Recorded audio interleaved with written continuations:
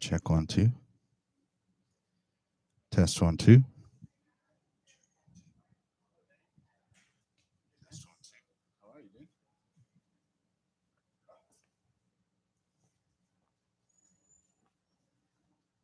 It's fine. Broadcasting fine. I don't know why the browser is showing. Hey, You got this, bro. we got Stay this. tuned. Let's get it. We work through this, bro.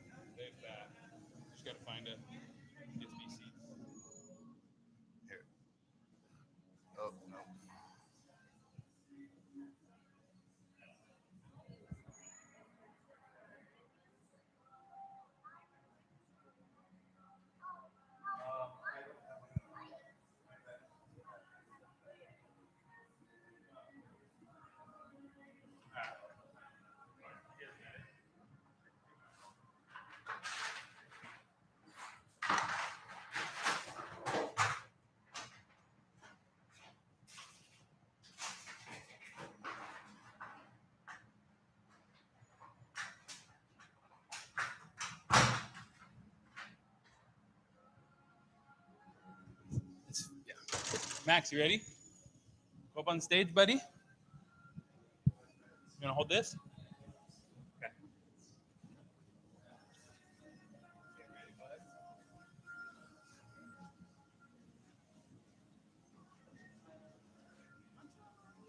You want to sit up on the stool? Let me hold you. No. Yeah.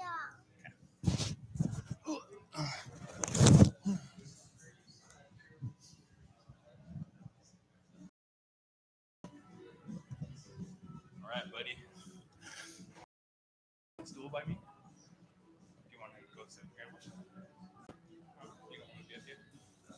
You don't want to be up here? You want to go back down with Grandma?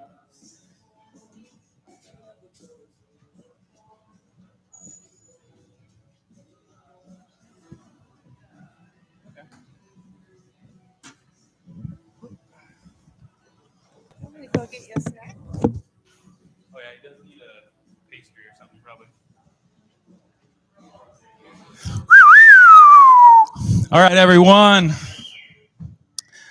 Welcome back to the Salt Summit, day 2. Super excited for today. We have an incredible speaker lineup. Going to have just an incredible time. Yesterday, so many people came up and talked about the speakers and the content and just the overall value that they were able to take away from the conversations yesterday. And just so appreciative of all the speakers and the preparation and the ideas that were shared yesterday. Today will be another incredible day filled with a lot of value. So if you're tuning in on the live stream, you're here, or if you're viewing this content after the event, we're going to be putting all this content together so it can be consumed and applied and used within your business in the day-to-day. The lineup for this morning, we have out in the lobby, Whitney Schlander, who's doing a live painting, which is amazing. It is inspired by the Salt Summit. She's an incredible fine artist, abstract painter, and just so cool to see her out there in the lobby doing her thing. She is a local here in Arizona, someone that we met through Ward, who is actually our first speaker today. She was on the Create Forward podcast, and just an incredible person, designer, creative, and it's just a privilege to have her kind of setting the tone as you walk in to the summit today. The first speaker, like I said, is going to be Ward Andrews of Draw Backwards, a design firm here in the Valley, who also we have the privilege of producing a podcast together, Create Forward, an incredible podcast about creativity and design. And next, we actually have changed. You see it out here on the screen. Bob Worsley will be speaking to us about the idea of what if, and we'll kind of leave it there, and he'll share more on that, and then we'll end the morning session today with Bo Euler of Enlisted Design talking about launching craveable brands and products. The lineup this morning is just jam-packed, so get ready, and it's going to be a really good morning. Here's Whitney. Here's her info. I'd like to quickly introduce Ward. Ward, like I said, runs an incredible UI UX firm, has worked for companies like Amex, Sony, PlayStation, just exudes the idea of creativity, of positivity, of creating the ultimate form of your life through designing it with creativity and purpose. I have the honor of co-hosting a show with him all about creativity, the Create Forward show, which you can find on YouTube, on podcast platforms, as well as on social at Create Forward show. Ward is going to be delivering some incredible advice about being creative. And this dude knows what it's all about being creative and how each of us have the ability to be creative. So I'll invite Ward up on the stage to do his thing. Thanks, Sean. Awesome. Thank you. Appreciate it. Hey, good morning. I love this SALT event. Startups, artists, leadership, technology. Like, who designed a better conference for me to attend? These are all the things I love, so it's awesome. And I know the things you love because you're here today. And the cool thing is, if you're here today and you've shown up and you have intention to be here, then you're gonna learn something and you're gonna be able to create something from that because you showed up. And in creativity, one of the biggest things is it's so easy to have an idea, and the real work is in after you have that idea, doing something with it, all right? But for today, I'll actually talk a lot about how do I understand to go from 0 to 1? How do I go from I don't think I'm creative to I know I'm creative and I'm gonna knock this out of the park? That's the main focus today. And hopefully we'll have a little bit time at the end for some questions. But I'll tell you that it really all starts with showing up and being inspired. So yesterday morning, Tyler Farnsworth, he gave a talk about authenticity, about storytelling. And it shook me because I had already built my deck for this talk, and my deck sucked. Like I was using AI images, I was using stock photography, I wasn't bringing my story into it. I was just gonna tell you about how to be creative and a framework that I built. It sucked. And then from like about 11 a.m. until now, I redesigned my deck, rewrote half of it, redesigned my website, launched my website so that I could show up here the way I need to show up for you so that we can be creative and have a real conversation, all right?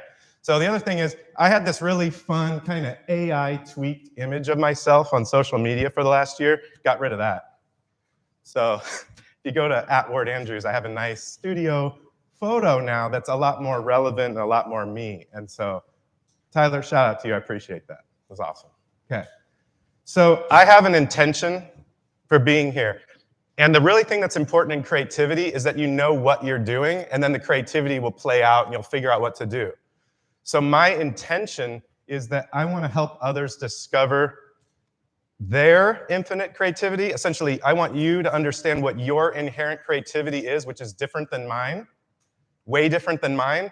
8 billion people on the planet, and we each have our own way of being and our own way of doing. And so you need to tap into that. I'm going to help you do that. I want you to create your extraordinary life, which is way different than mine. And that's the beauty of being human. That's the beauty of being here on this planet. That's the beauty of being here today because you're taking action by being here to be inspired to get stuff done. So I'll tell you a little bit about my extraordinary life, the way I call it. But I've essentially built a design firm called Draw Backwards. It's been around 20 years so that I could create and use technology in the way I want to create software products that are a massive success. Massive success for who? For the people who are using the products. And when you make amazing products, then you get amazing customers that want to use the products, and everybody starts making a lot of money and having a lot of fun. And that's the way I've lived my life, and it's been through creativity. And when I've had an idea, I've taken action on it. So just a couple of fun things. During the pandemic, I decided I needed to learn how to play the piano. I didn't know how to play the piano. And I still don't know how to read music, but I do know some chords, and I do know what works for electronic dance music, which is what I like. And I just keep figuring that out. The third floor of our home that's been renovated, it's an electronic dance music studio now, complete with enough that I could have 16 people in there with different instruments doing whatever the heck we want. All right, that's just out of intention because I want to learn how to create electronic music, and I took action on it.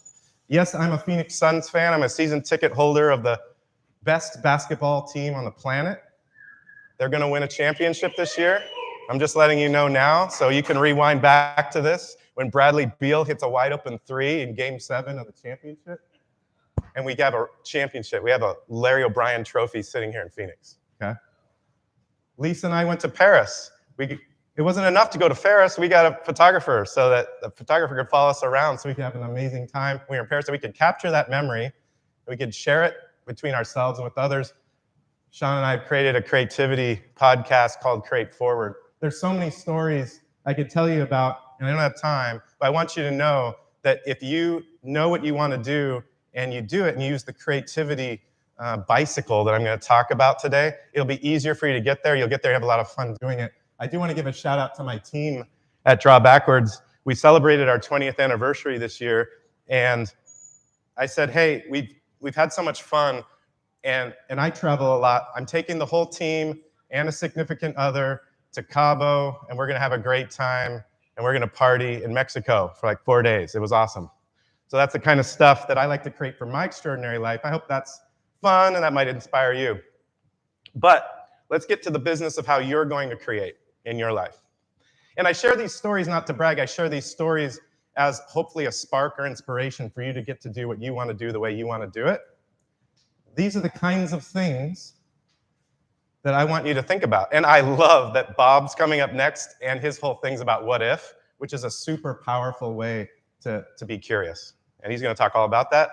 I already know all about what if. I'm super excited to hear his talk. So curiosity, like what are you curious about? And when you're curious about it, do you let that idea float away? Or do you say, well, what does that mean? What does that do? What do I need to research? Whatever it might be. How many times have you thought, well, I wonder what the population of this city is, or I wonder why this works that way, and then you never even took the next step of at least Googling it, or at least figuring out how somebody else did it. Super simple, super easy, but it starts you on the path. Intention, what's your intention? I told you my intention for this talk when I started, and I built the whole deck around that intention, and I'm here and I'm standing in front of you because I really do want to help you become the creative person I know that you can be. And then a hypothesis or a question. What are the questions that you can ask, right? So we'll figure that out, and then there's a framework that goes on top of that that helps you do it in a really easy way. I'll tell you a couple stories from my life really quickly about when I was curious, when I had a hypothesis, or when I wanted to create and I wanted to have some intention. I'll tell you really fast. We can deep dive on it another time if you're interested, but it's just a spark for you, and then we'll get into the specific frameworks you need to be creative. So chess. So I was in elementary school at Fuller Elementary School in Tempe, Arizona, and this guy shows up. This guy, Paul Peroni, shows up. He wants to be the chess coach at Fuller Elementary. And all my friends joined the chess club. And all my friends are really good at math. I'm not good at math, okay? And they're loving this chess thing. They're going to tournaments. They're winning trophies. And Fuller apparently is really good. They started winning like city tournaments and regional tournaments, and they won the state championship in chess. And all my friends are doing it, and I'm like hanging out because I think I'm not good at math, so I must not be good at chess or whatever. And I thought, I'm curious. So I started going to chess club. I was terrible. I was getting beat every time, guys. I was getting beat bad. I was getting beat so bad. And the team was really good, and they were going to go to the nationals. They're going to go to the nationals in like 6 months. And I said, Mom, I want to go to nationals. And Mom talks to chess coach Paul, and Paul's like, Ward's not ready. Ward's not ready to go nationals. Like, he's not even in the top boards. Like, there's no way. And she told me that. And I thought, I was curious. I was like, well, what do I have to do? Who do I have to be to go nationals? And she's like, I don't know, talk to your coach. Talk to my coach. And my coach is like, Ward, here's 700 chess puzzles. Do these. And like 2 days later, I dropped the 700 puzzles solved back, and he gave me another 500 puzzles. He gave me another 500 puzzles. Needless to say, about 5 months into this journey, I was beating half the team because I learned how to solve from positions on the board, and I figured out how to use my creativity in the middle game. We don't have time to unpack chess, but if we did, we'd talk about the opening, the middle game, the end game, and the different ways you have to think. Anyway, I ended up going to nationals. It was really cool. And it was because I was so curious to learn how to do this. And so that's really powerful, and that's really important. Shaq, we almost have no time for Shaq, but I'll just tell you that I was curious when Shaq showed up in Phoenix, right? Like, he shows up in Phoenix, he has his press conference, he starts dropping these quotes that are so funny, right? And they're so short and they're so clever. And this was early days of Twitter, and I'm like, he's got to be on Twitter. He's not on Twitter? I'm like, I wonder if @Shaquille O'Neal is available. It's available. I'll just go ahead and take that. Okay, so I did that and tweeted as Shaq for about a few months, and then people started asking Shaq, why are you saying that about Eric Dampier? Why are you tweeting from the bench? You're not tweeting from the bench, are you? You said you're tweeting from the bench, right? And so we don't have time to unpack it, but if you Google Ward Andrews, Shaquille O'Neal, you can read the New York Times, Sports Illustrated. You can read about it. Anyway, Shaq got on Twitter. Twitter blew up. You know that blue check mark? Wow, that's because people impersonate people on Twitter sometimes. Okay. So Biz Stone, one of the founders of Twitter, said it was the first known documented impersonation of someone on Twitter. So I like to take that badge. That's a fun one. This is from being creative. Draw backwards. If you spell draw backwards, it's Ward, just in case you didn't pick that one up yet. So my name's on the door, but we've been doing this for 20 years. And in the creative process, I'll tell you how we draw backwards to create success. I just want you to know, we're fortunate enough to work with Amex, Choice Hotels, General Dynamics, Sony, PlayStation Division, designing great experiences for people. The greatest trophy, we don't enter award shows, the greatest trophy is that my clients have created billions of dollars in value through cost savings or through product innovation. We've changed the lives of hundreds of millions of users, customers of these products. Like, that's the trophies that I want. Okay? Last one though, 2 startups we had. One called BookFresh out of San Francisco, redesigned the UI, redesigned the experience. Square acquired them. So if you ever use Square to do appointments and booking, that's the UX we created. Experian, many of us had credit cards product.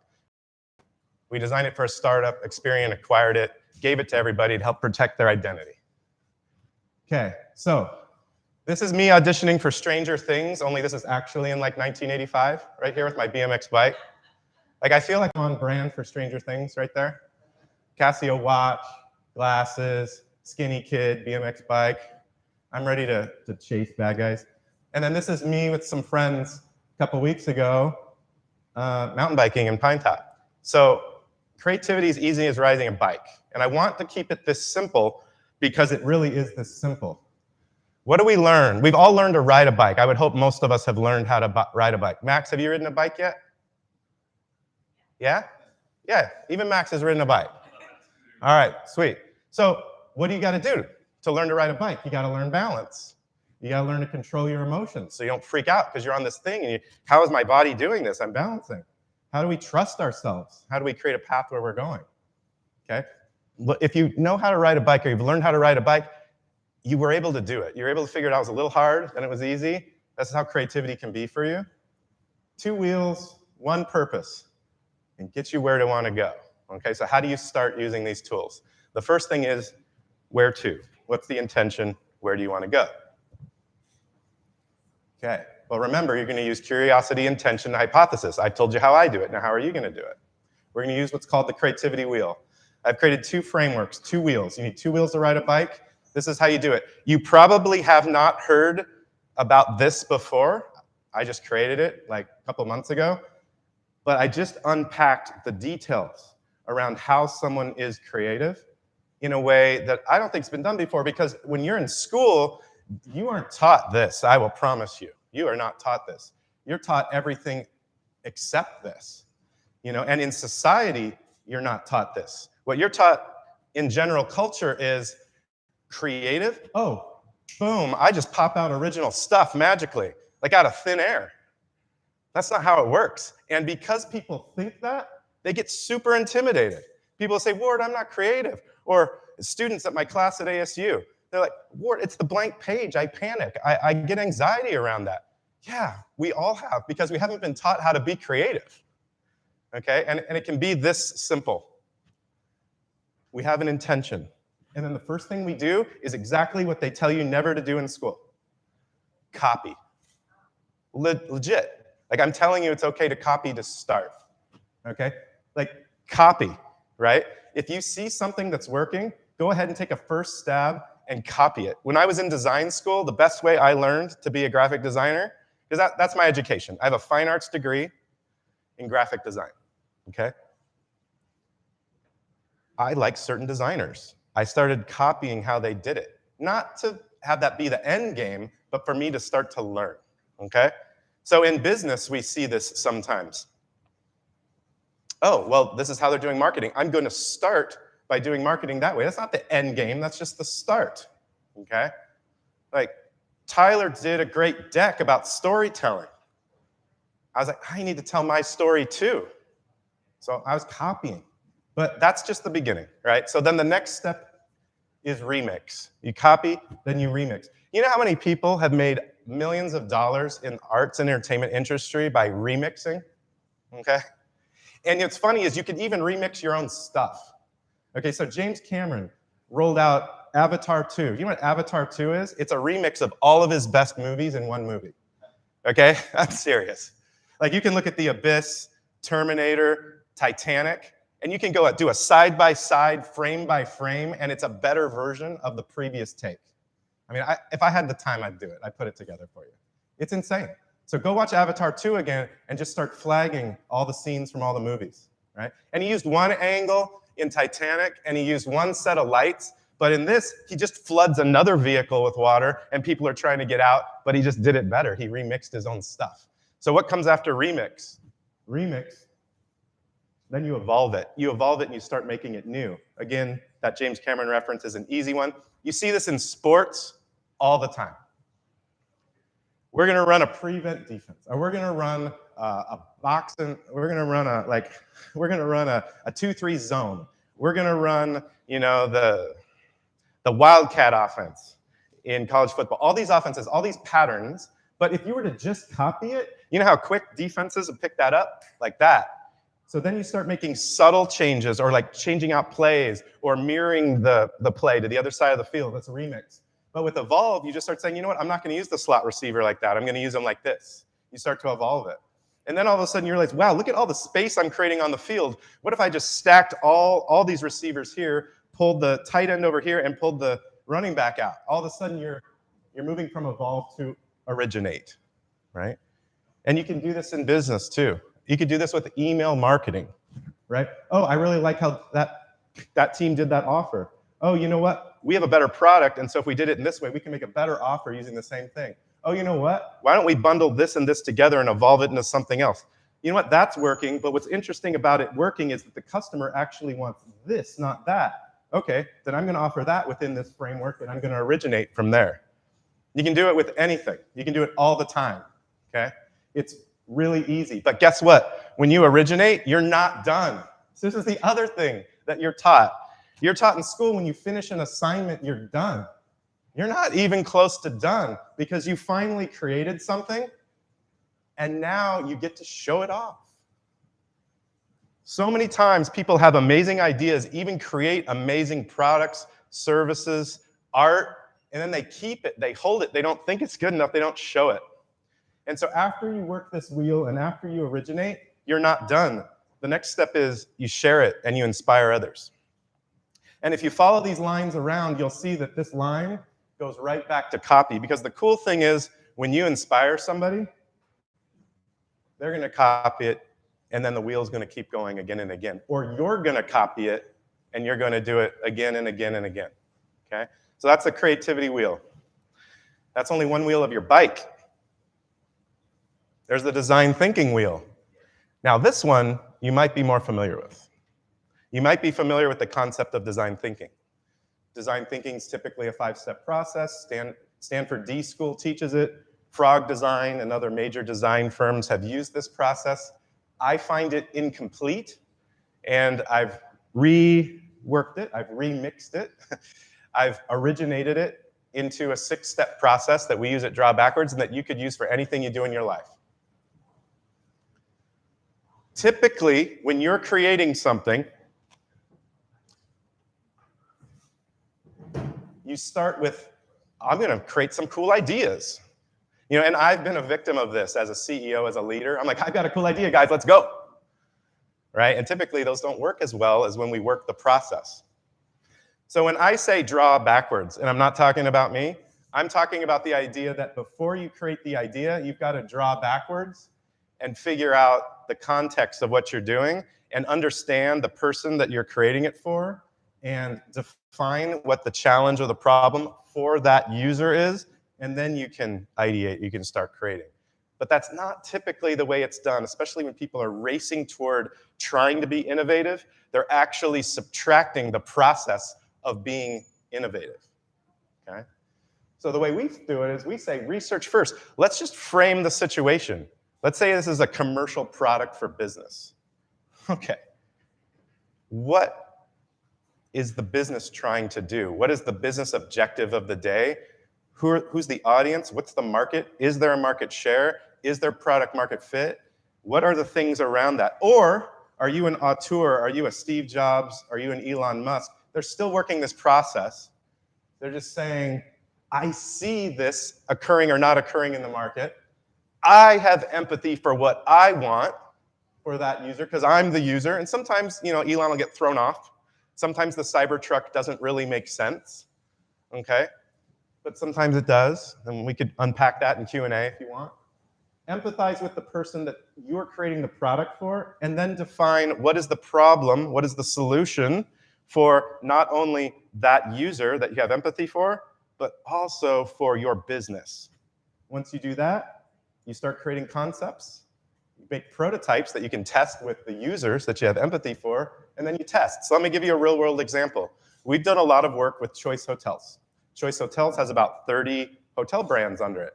Choice Hotels had this issue where everybody wanted to book their hotels with the OTAs, meaning Expedia, Orbitz, wherever, right? Common problem. Problem is, you don't want to shave 30% off your transaction up top because somebody's going to some other site. Why are they going to the other site? Why are you going to the other site? Because it's easier to use. Funny thing is, when you make something that's really easy to use, you just want to trust the actual brand. People wanted to use it. And the funny thing is, and we told this to Choice, Choice, you have this amazing competitive advantage that you don't have one hotel chain. In any given city, you have all of this inventory at all of these price points. We can create an experience where you can book, where they can comparison shop all your own brands in one UI and pick the one that's tailored for them, right? You can kind of do that in Expedia, but not in the way you could do it when you own the supply chain and you can start pricing things exactly right and almost competing against and steering people where you want. As people start upgrading one, you can start offering as a second opinion a higher end brand within your own portfolio. There's all this magic you can create. It's just not how it was being thought of. Empathy for the business. The business wanted to book rooms at 100%, not at 70% in terms of fees collected, right? Empathy for the user. They want to go to New York City and comparison shop on a visual map. We know this because we did research with the users. We had them talk out loud about the experience they were having and understood that's how they wanted to book. And they wanted to do all of that on their smartphone. And so we had to figure out how to create an amazing UI where you could pin one thing, still kind of show it, still be able to browse through other things, pin that and do it in an easy and intuitive way where you don't need any directions. And if we could solve that, we're going to create hundreds of millions of dollars a year in bookings. That's just working this wheel.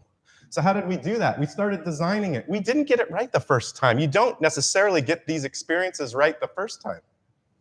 It's like you don't build Avatar 2 with one dude in a closet. You build Avatar 2 with 100, 300, 500 people over the course of, I don't know, did it take 12 years to build that thing? Whatever. I mean, he had other stuff he was doing, like going to the bottom of the ocean and stuff like that. But it takes that kind of effort to create something that magical. Okay? So what did we do? We started building prototypes. We started testing one-on-one with people that wanted to book hotels rooms. They spoke out loud to us and our research team at Draw Backwards about what their struggles and frustrations were. Why is it there? I want to see this. I don't see this. When I get all the way here, I still don't know if that's the room I want to book because I'm still comparison shopping. That's what my mindset is. That's not what the interface's mindset is. Okay, we'll make the interface's mindset that so that we're matched up with how your brain thinks when you get there, right? That's creativity in serving others. So we kept prototyping it and testing it, and now people book through Choice's app. Yeah, they still book through the others, but the percentage is in the right place now, and they're making the revenue they need to make. Cool thing is, when you create something amazing and people start trusting you to create stuff that's amazing, they come back to you. Choice was trying to figure out how to do mobile key, how you can just go to the room, mobile key. I don't want to go to the desk first. I want to check in, mobile key. They came to us. We helped figure out how to present mobile key in a mobile interface. You can apply this to anything in your life, though. It doesn't have to be business. It doesn't have to be technology-specific services. This could be parenting. This could be making a cake. Parenting. Oh, every time we do that, they don't like it. I don't like it when they don't like it, right? Or there's a bedtime, right? I would love it if they went to bed at that time, but they're not. And so then you start trying to enforce these rules around bedtime without even understanding what's going on in the brain of the kid. And each kid has a different brain, by the way. And each kid has a different reason for why they don't want to go to bed. So you have to step back and go, why does our all the way back to the initial research or framing the initial problem, why does our family have a bedtime? Does everybody even know that? Mom just told me there's a bedtime. But mom also knows that when you get to bed at that time, we have a much better day the next day, and we're able to do fun things, and we've got this trip we're going to go on, and all these things. The kid doesn't know that because that's not even part of the conversation. So in creativity, we have to back up because we want to make our experience amazing for our families and for our kids. So we got to back up and go, okay, I have empathy for my child and what they're thinking. So for me as a kid, it was like, Ward, you got to be in bed at 9 p.m. Every night. You got to be in bed at 9 p.m. This kind of went on too long for me. Like, I think I was in junior high or high school, and it was still, you got to be in bed at 9 p.m. It wasn't working.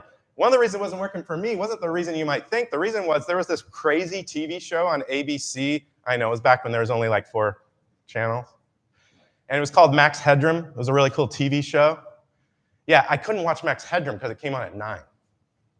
It's ridiculous. Now me, I just figured out a way to like sneak into the room and go around the couch and lay there silently so I could watch it with my head at an angle, which was kind of cool because Max Headroom always had this thing where he like, tweaked his head at an angle, so it was okay. I named my son Max, and I just realized, I don't know, Max Headroom? No, I named him Max because it's Maxwell, because that's my mom's maiden name. But I always have liked the name Max. Anyway, that's why I was up late at night, because I wanted to watch Max Headroom. I wanted to watch Airwolf. I wanted to watch Knight Rider. And then I want to talk to my family about it after and not go to bed. I think Knight Rider's on at 8. But then Knight Rider ends, I gotta go to bed, but I'm all hyped up because I just saw Knight Rider. I'm dating myself, but for those that know, you know, okay? This is good stuff. Okay, so then you define the problem. It's like, oh, well, Ward wants to watch this show. And so mom and I did. I had to do the work, but whatever. Mom and I agreed that on these nights, I think it was Friday night, Ward got to watch Max Headroom at 9, and we figured out something where I could help her out the next morning with some things she was doing, and all of a sudden we figured out how to make it work. What I'm saying is that with the creativity wheel and design thinking wheel, you get stuff done. We could process any creative problem you have with these wheels. Happy to do that offline. Okay, so you know the wheels, you know how to ride the bike. We got to wrap this up. You know how to do that. So you may know how to ride a bike, but what are you going to do with it, right? And are you going to be able to show up consistently with these tools that you know how to use now or that you're learning how to use now? You've got to trust yourself, right? It's like Bob's going to get up and talk about what if. If you ask what if and you don't trust yourself, right? That's not going to work.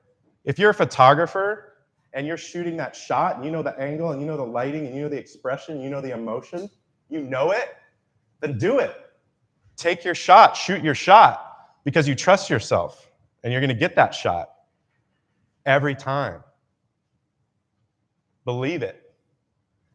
You are perfect in who you are, even if you're imperfect.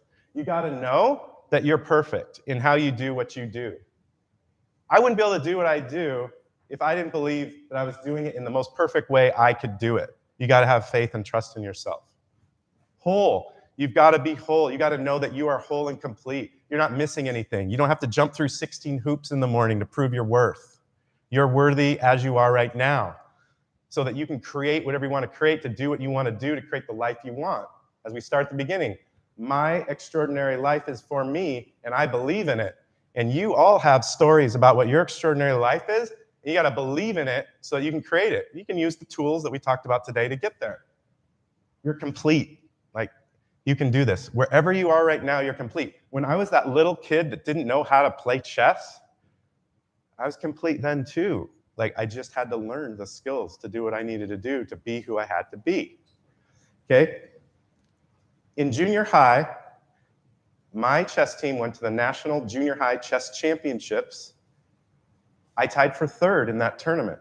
This is a kid who isn't good at math, just worked puzzles and figured it out. I only lost to one guy, and it was the guy that won the damn tournament. The other thing that sucks is if you Google Ward Andrews chess, the only game that's documented in all of the internet is the game I lost to Bobby Seltzer, who's like some grandmaster now. It's like, damn it, you know?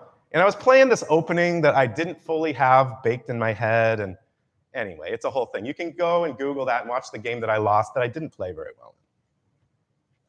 But I won 3rd at nationals in junior high, a kid that isn't good at math, because the intention, the confidence became stronger, and I wanted to create it. So anyway, last thing I want to tell you is, if you use these frameworks and you have your intention, you have your heart, you do what you want to do, so you can be who you want to be, you can create the future the way you want to do it. And that's my message for you. I love you, and thanks for being here. Go team. So my clock says 4 minutes. So if there are any questions about how to use the wheel, about a problem you have, I'm glad you brought a drink up here. A problem you have you want to process with the wheel, we can do it in like a minute. So anything you're trying to do in your life, let's talk about it. Don't be shy. How do you fill the seats at a conference? How do you fill the seats at a conference? Yeah. All right.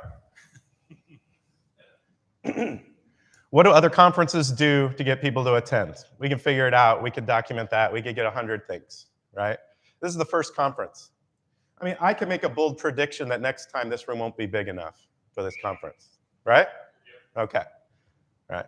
So we're going to talk to 10 different conference organizers. We're going to do it. Then we're going to remix it. We're going to say, oh, shoot. If those other conferences are doing it, why don't we just combine with that conference, right? Phoenix Design Week, why don't we bolt this onto that? We've already got all the people there. We're going to do it. We just 5X this room, right? Just right there, right? Evolve it. Oh, well, SALT, awesome, right? SALT plus design, SALT plus one other thing. Why not do that, right? Originate. Oh, well, maybe we change up the format of the conference slightly, right? What if we have more panel speakers that then bring their crew, and then we can multiply it that way? These are just off the top of my head in 1 minute, right? But just work the wheel. What we're not going to do when Sean says that to me and I'm on stage and we're recording this and live streaming it, I'm not going to panic and go, oh, crap, I can't come up with an original idea right now.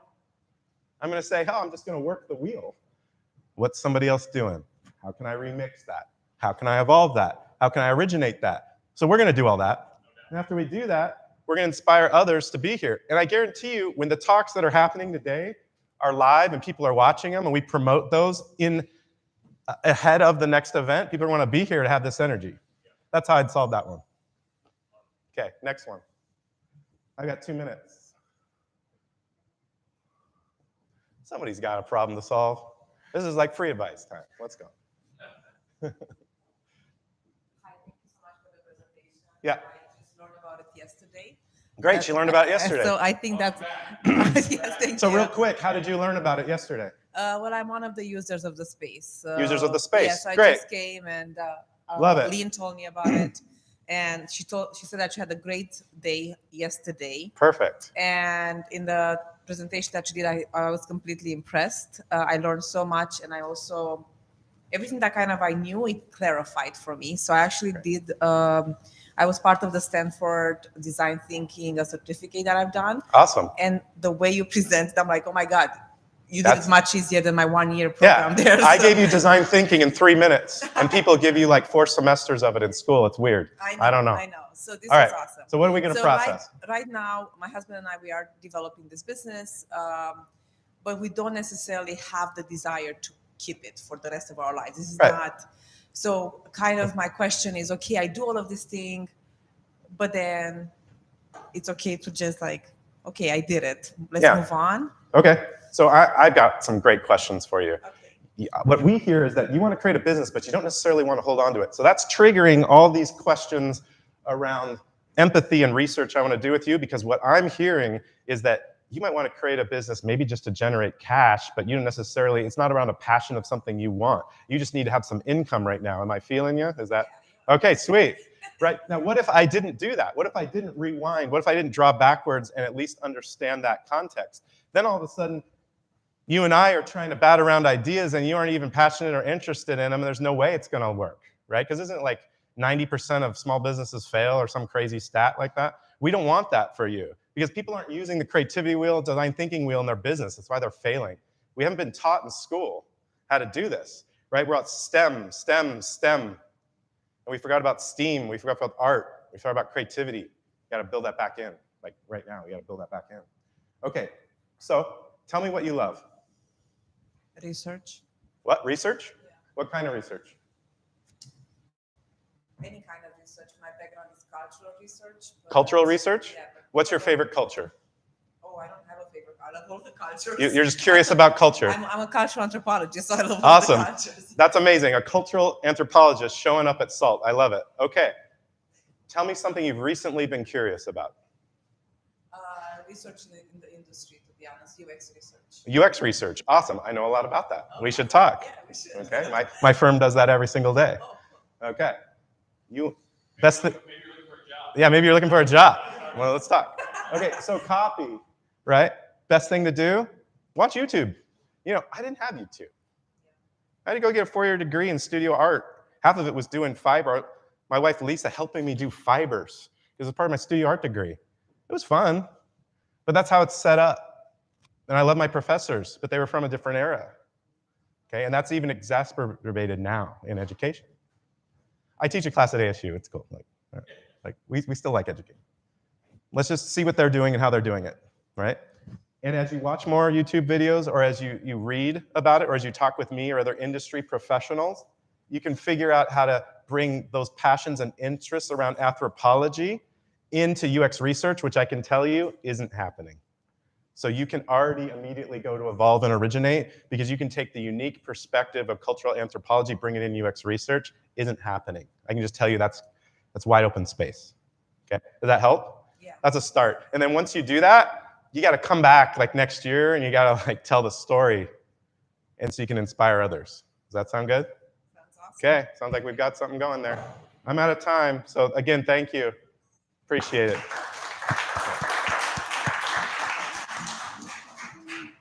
Thank you. It's nice to meet you. Yeah. Whew.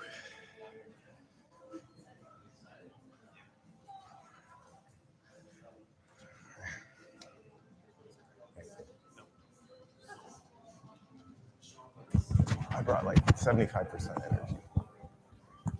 That's good. The thing is, here's the thing, and I wish I would have maybe Sean told us yesterday. We're gonna take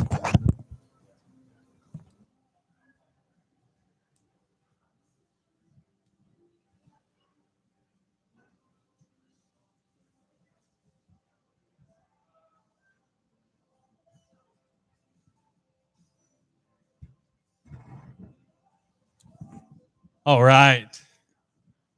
Thank you, Ward.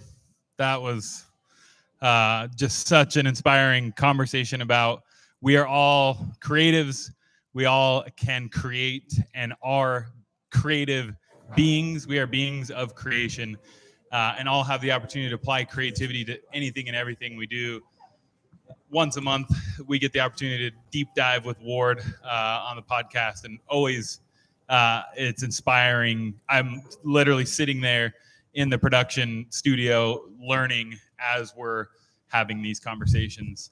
Up next, we have the opportunity to hear from a longtime friend, a mentor, someone who has created a lot of opportunity, success, and inspired a lot of people through not only his startups, but his political career as a state senator and a lot of the developments and things that have happened here in downtown Mesa. Bob has been an integral part of.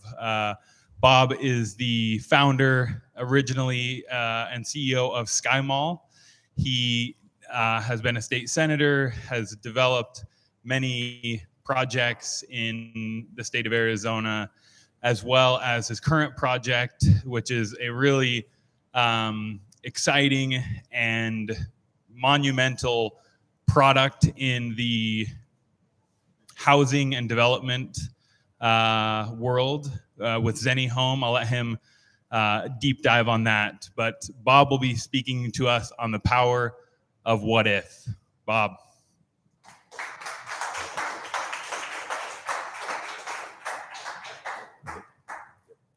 All right.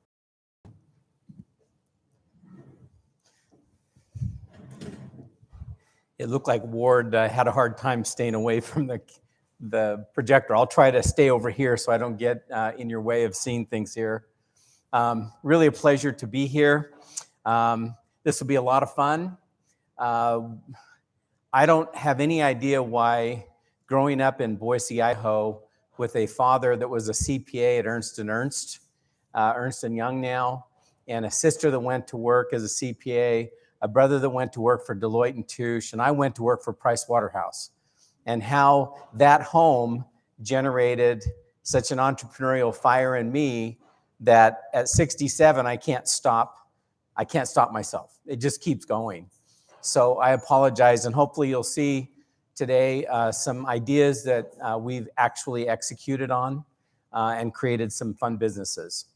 So let's just talk about, we're really spending time these days on breaking and creating new categories of things. And I don't know if any of you know Jerry Coleman, but he and I are spending time every week for a couple hours at night talking about new categories. He's done a great job of creating new categories in the home business. And so we're going to talk about what if here for just a minute. Let's just start with some big ideas. We have some folks wanting to come in, Sean. So we'll let them come in and join us. Yeah. So the idea here is, what if people could actually fly? And we're planning a family reunion just a couple miles from where this was happening in Kitty Hawk area. And so this was such a revolutionary idea. And then what if you could keep a computer in your pocket? A computer more powerful than the Apollo missions to the moon. And it's in your pocket. And you're connected to the whole world. What an amazing idea. And then what if you could launch a rocket, drop 66 satellites into orbit, and then bring your booster back down in the ocean and land it and stick it on a barge? I mean, what if you could do that? And then what if you could create a computer so smart that it could take any test in the world and it could pass the test better than a human could? And it could write a book better, and it could write a paper better, and it could write church talks better than you can. And that's what's happening now with AI. I started when I was 35 years old. I was on an airplane, Alaska Airlines, and I was flying from a family reunion in Seattle back to Phoenix, and I was just accounting. I was just checking boxes, tick marking, checking things, and I just was dying to start a business at 35 years old. On September 19th, 1989, on that airplane, I said, what if I could create a shopping mall on every airline that was a catalog of catalogs, the best stuff from 25 companies, stuff you would see in your mailbox at home, but it's right here in your seat pocket, and you can use the earphone right there at the seat and dial 3 digits, *012, and have an agent on the phone. And when you land, your merchandise is waiting at the gate. That was my idea. And the name of that idea on that napkin was Sky Mall, a mall in the sky. And when this little 35-year-old punk got off the plane in Seattle on September 19th, by December, I had a finished business plan that was beautiful. At Price Waterhouse, I had taken lots of companies public. I knew what you had to do with an idea to professionalize it and be ready to go talk to investors. And on my birthday, on February 16th, 45 days later, I had raised $25 million of startup money. and we launched the business. And within 1 year of the idea on the plane, we were on the planes. We were on airlines, Eastern Airlines, TWA, Continental, and then we bought our only competitor that was doing a crappy job. And we had 95% market share for 25 years. We went public at a market, we had a market cap in 1998 of $500 million. We went from 0 to 150 million in revenue, 10 million of EBITDA, and made a big splash, sold it to Rupert Murdoch. I got to negotiate with him directly. This old dude, Rupert Murdoch, he had his counsel and his CPA on both sides of him, and they just kept going, keep going, because he's going to ask the same question a bunch of times. So they're just going, keep going, keep going. So any interesting experience, great business experience for me. And 13 years later, I exited. Private equity came in and messed with it and ruined it. And it's still online. It's an e-commerce platform today, but it's not on the airlines anymore, because now you can shop on GoGo on any flight, on Amazon or whatever you'd like. In 2002, after I sold Sky Mall, there was the largest forest fire in the history of Arizona. In one day, it burned all the property around a property we own and 450 homes in one day. It was the most aggressive fire in the history of the United States. It burned 150,000 acres in one day and 450 homes. I walked through that forest the next day after it burned through our area. We're the only home that survived. Everything else got burned to the ground. And I just wept as I saw this beautiful forest gone. And I said, what if we could solve this? So we built an $80 million power plant in Snowflake. And today, 100 semi-loads of chips come into that power plant and make electricity for 30,000 homes. And we clean 15,000 acres a year in Arizona of forest that would burn if we didn't clean it up. Reduce the frequency and the packed-in nature of pines. Ponderosa pine just like to proliferate, but we don't have enough water in Arizona to support 2,000 trees per acre. This forest, before we got here, the Native Americans just burned all the time. And when Europeans got here in the 1850s, 1860s, there were only 7 to 10 trees per acre in Arizona. You could see elk and deer a mile away underneath the canopy of great big 300-year-old yellow pines. Now today, you can't even drive an ATV through a lot of it. It's so packed. So we thin to 25-foot spacing, and all that material that we take out that's not merchantable timber, we take in trucks and put it in the boiler and make electricity, renewable energy, and have done that since 2005. And that's because of the fire in 2002. So entrepreneurs look for problems to solve. People who are not entrepreneurs, they run away from problems. Entrepreneurs run to problems and try to solve them. And if you're one of those people, that's why you're here today. And then somebody came to me in 2012 and said, we need you to run radical, racist politician here in Mesa. You're in his district. You just exited your business. You have cash. You could take the time if you wanted to. I said, no, I'm not a politician. I didn't even run for anything in school. I mean, typically the guys that are in Washington or in politics are people that wanted to be the center of attention in high school, right? They wanted to be student body president or something. I never did. And so I said, no. Next day, no. Next day, yes, I'll do it. So 3 days later, they convinced me to do it. And I ran 3 times. I beat this gentleman.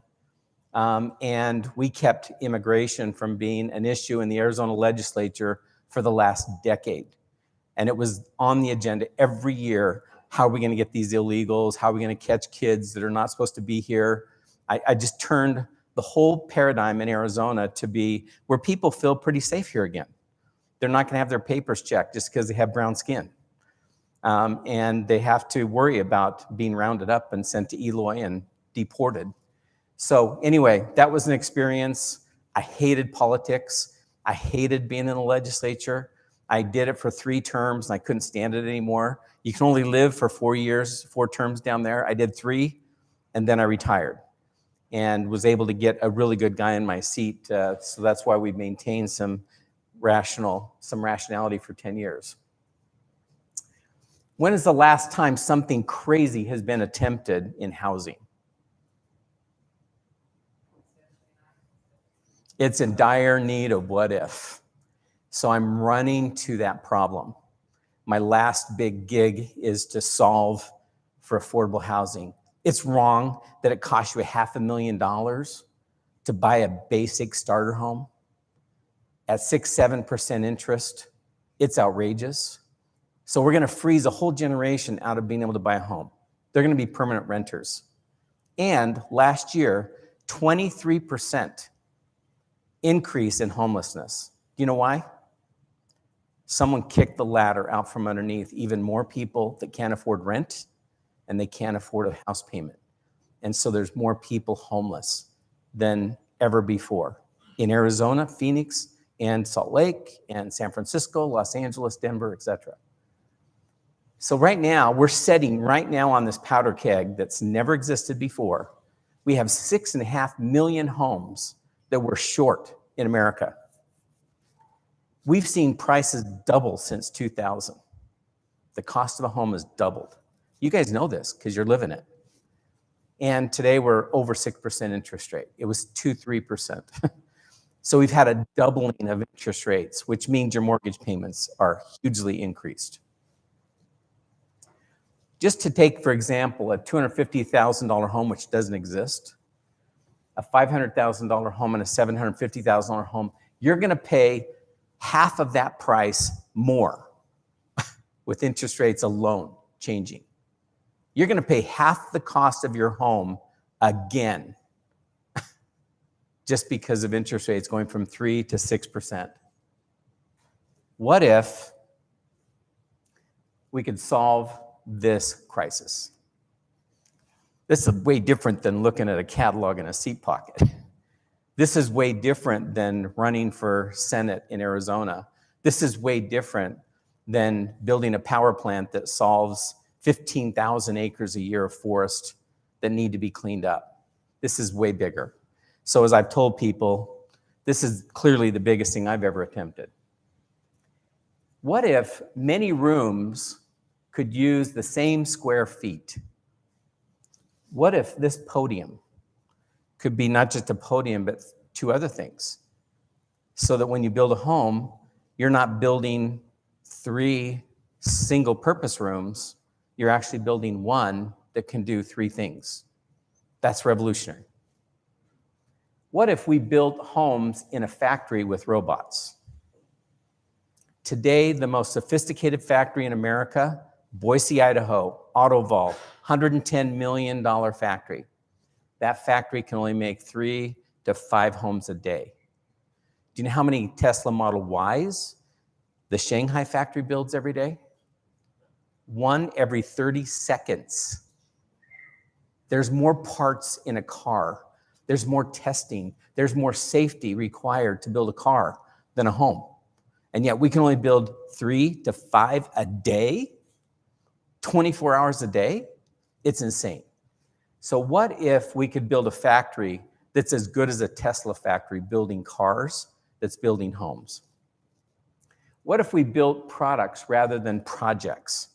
Every home that you build today is a project. New architecture, new site plan, new this, new that. Let's do this different.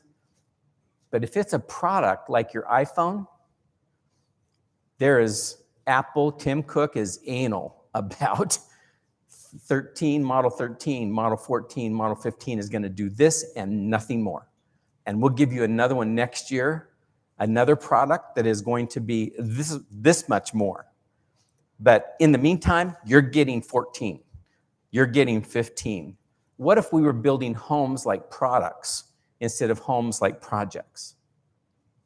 What if homes were both high quality and affordable. Imagine that. That just seems unbelievable. What if you could have all the modern conveniences and you could be off-grid? Okay? Today, our factory is in Page, Arizona. There's a helicopter that flies twice a day from Page Airport to the top of Boundary Butte, overlooking Lake Powell. There are no roads off that butte. It's 2,000 feet straight up. Monument Valley, right there. What if you could take your home and Huey helicopter that on top of that butte and live as comfortably as you live in your home in Mesa? We can do that today. You don't need to be connected to anything. That's what you can do. And that's ZennyHome. That's this new company that we're creating. We have perfected 2 base units. Think of these as products, not projects. There's a 1-bedroom unit and there's a 2-bedroom unit. We call them the Denizen and the Citizen. We've worked for 3 years. They're licensed. They're perfection. They are built so that not only can they do that, but we're now building this. The same exact 2 boxes can build a 75-foot tall building with no steel.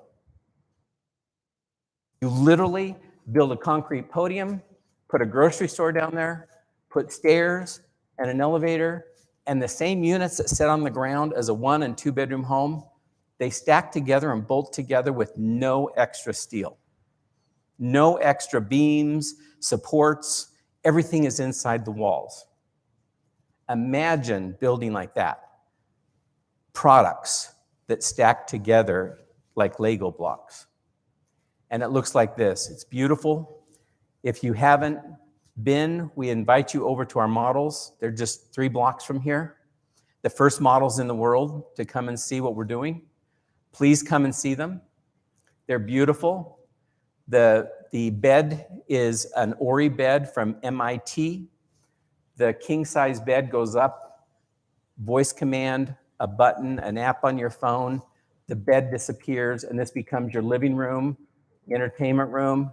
This wall moves 8 feet, and behind it is a walk-in closet for the ladies. And when it closes, it opens up all this extra room. It's also an office. So this room is a living room, an entertainment room, your master bedroom, your office, and your walk-in closet. 5 things, 1 room. Pretty cool. Come and look at it. And each unit is fully furnished in the factory.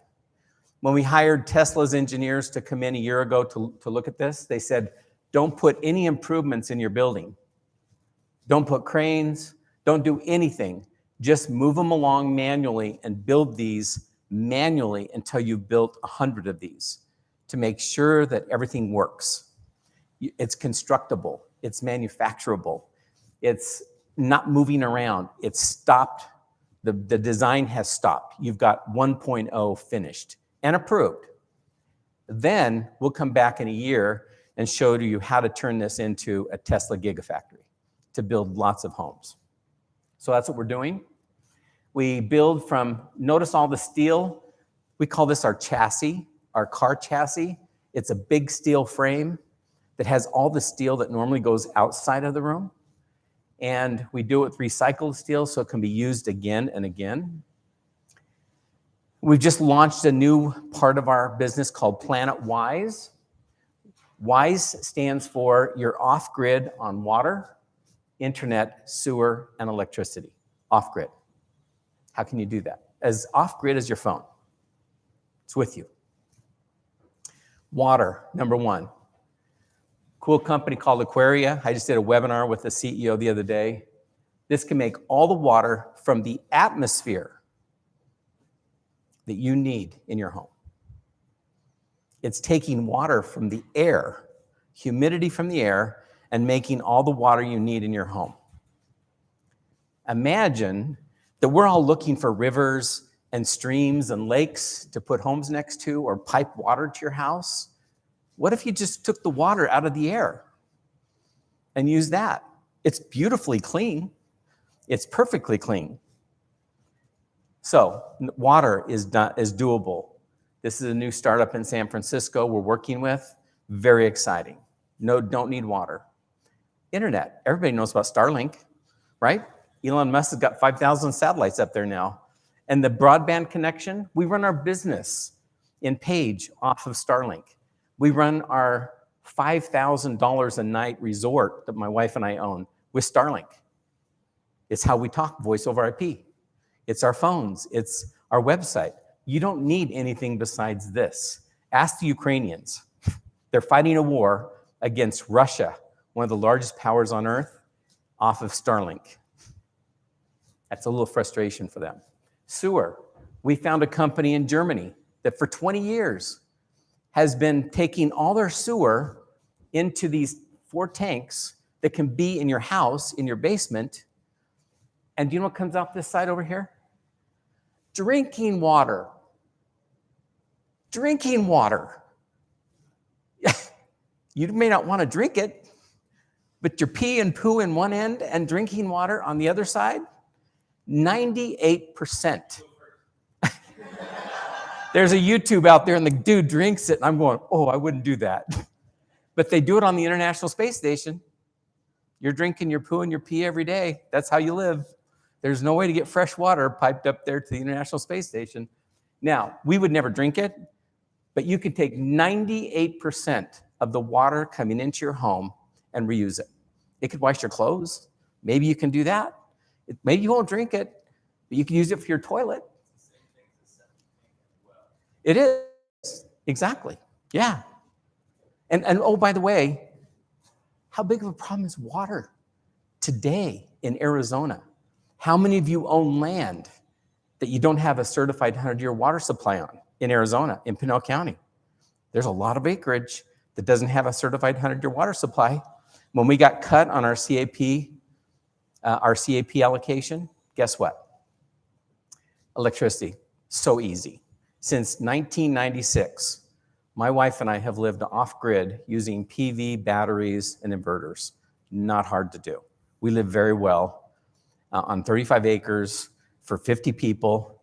The porters go up and use our place. I mean, it's not perfect, but it's very livable electricity on using just solar. So industry experts are asking me now, when we show them this, there's a new category here, Bob. This isn't what we've ever seen before. This isn't tract housing. This is not modular. This is not RV. This is not HUD homes. This isn't mobile homes or trailer homes. This is something new and different. What is it? So today I'm asking you, you're the first ever to see this, okay? We're trying to create a name for this new category. Not the company, not Zenny Home, but what is the category that we're creating here? And we've come up today with just a name called FAST housing. FAST housing is factory built, advanced, stackable, and transportable. I'm looking for a better word, but acronyms is as far as we've gotten at this point. A new category of housing. Factory, the F in FAST, is factory built with the speed and precision of robots, like you build a Tesla. Advanced, we've got an app we're developing. We also got this robotic stuff coming from MIT. Also, Google in San Francisco has something called Bumblebee. Really cool stuff, walls that move, furniture that moves, very cool stuff. So how about a home advanced that has the latest smart home? I don't care if it's Amazon, Google, or Apple. It all talks together now through Matter, quote unquote Matter. That's the platform everybody's using to talk together. We will use Matter that uses anything you want. Then we'll have transforming spaces, robots, robotic furniture and walls, and then environmental technology we just talked about, okay? That's the A in FAST. Then they're stackable. This is huge. 75% of our 40,000 units on backlog right now, 75% are developers who are done dealing with on-site issues. I can't get trades. My trades pull up, go to another job for more money, I'm stuck with no plumbers, no electricians, no sheetrockers. It's a mess. So they love this idea that they could sign a contract with Bob and a factory would build their boxes and all they have to do is do the foundations and the podium or something. And then the boxes come and we're done. And it's transportable. Right to your site, boom, here it is. Have a crane waiting. A crane has to handle 15 tons because it's fully full of furniture, beds, everything. And it picks it up and drops it on the foundations. So what has the public response been to this? Lots of orders without even advertising. 40,000 soft orders, all through unpaid organic traffic, 1 bedroom, 2 bedroom, stackable. And lots of unprompted fan-generated content. And we're in Forbes magazine, Builder magazine, Yahoo Finance. We're just getting people to find us. And by the way, Sean's team is our social media consultants. We just hired last month, 2 months ago, to help us start to get ourselves out there. So far, what if in this space is making a difference? I've got Salt Lake City mayor. I've got this homeless problem. 23% more people this year than last year. I don't have beds. What can you do for me? Arizona Community Foundation this afternoon coming to tour our units. All of our donors in Arizona, high net worth families that are donating money. The mission this year, affordable housing. And guess what? We have lots of money we can invest in a company that's not being philanthropy money in our family office. Can we invest in the company? So this is the topic, number one in Arizona today. From all the surveys, people can't afford housing. And they're falling off the economic ladder into homelessness. So what assumptions can you challenge in your business? And what's the big what if you can ask today? In what you're doing, what you're working on, what problems can you run to versus run away from? Entrepreneurs run to, they're like firemen. They don't run away from a fire, they run to the fire. And they put the fire out. That's what entrepreneurs do in business. So I have 2 more quick things. Please come and see our models. I mean, it's not perfection yet. These were early demos, early prototypes. But please come, they're 3 blocks from here, and see the 1 bedroom and the 2 bedroom units. They really will blow your mind in terms of what a product might look like versus a project. And then we have Series A financing right now. Last year we did a $6 million round of seed financing. And right now we're doing, again, never done before, surprise, surprise. We're doing a crowdfunding on WeFunder for those who want to invest $250 or more. And we have a Reg D offering that offers accredited investors $25,000 minimum to be in part of the Reg D investors. And if you have capital gains, 1031s, things like that, you can invest in an opportunity zone. We are in an opportunity zone. And so people are investing there as a tax shelter. And then we also have a convertible debt offering that makes 8% interest for the next 18 months. So you can invest the money and not put it in preferred stock right now and wait for 18 months, earn interest, and then convert the interest and the principal into stock in 18 months. This is really popular right now. So anyway, we're investing in the future of housing. We'll probably do a public offering in 3 years. We'll have 23 million this year in revenue. Next year, 70 million in revenue and profitable. And in 2025, we'll be 150 million in revenue and very profitable about the time we start going public. So hockey stick there, profitability there, lots of interest. It's the biggest and best thing I've ever done. And at 67, it's about time, right? All the other things are kind of little things. Any questions? What do you do with the ash from your snowflake? So what do you do with the ash from your snowflake chip power plant? Yeah, we We were going to do what coal ash does, which makes cement, but there's what they call ASTM certification. And biomass tends to have rocks and all kinds of things in it when you pick it up in the forest. Sometimes some weeds and different things, maybe some marijuana. I'm just kidding. You're just picking up all this stuff in the woods and you put it in the boiler. And so the ash coming out is never been tested to see if it will work as a concrete cementatious input. But we would love to do that. There's not enough biomass plants in America to make that worthwhile. Coal ash gets used for cement. We haven't found another use yet for ours. Have you guys looked at We landfill it. putting that in the water, like lakes?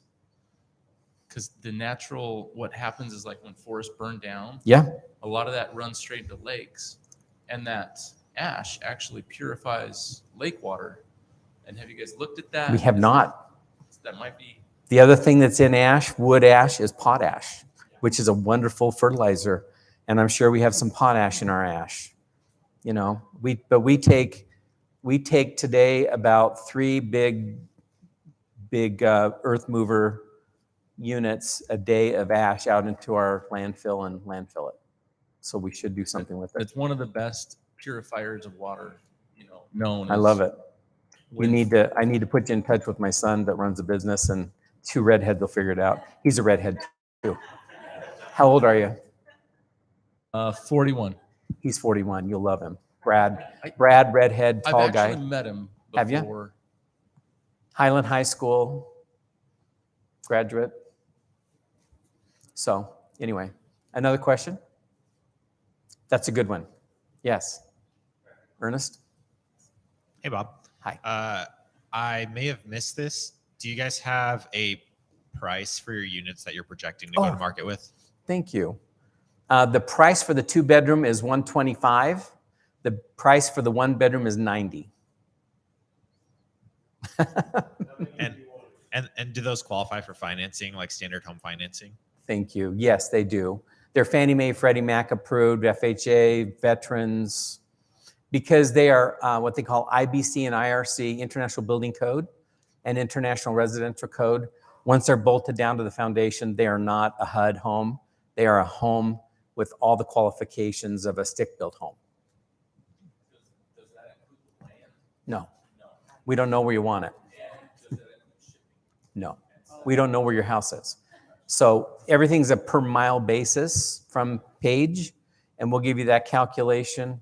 We have the guy that started Swift Transportation, Jerry Moyes, has started another transportation company to move our boxes. So he'll be the one that brings the boxes to you. Yes. Yes. But just think about how much you save not having to pay the city impact fees. Who wants your sewer? Who wants your water? Who wants all that stuff? We're all set by ourselves. Thank you so much, Bob. Oh, sorry. Thank you so much, Bob. This was an awesome presentation. The quick question, because you mentioned that about the permanent rental. How can you make sure that these houses will just not be another way for people who can afford to buy them and rent them, and then it's still going to be an issue, right, with renting? Like, how do you control who's going to buy these houses and how they're going to be used?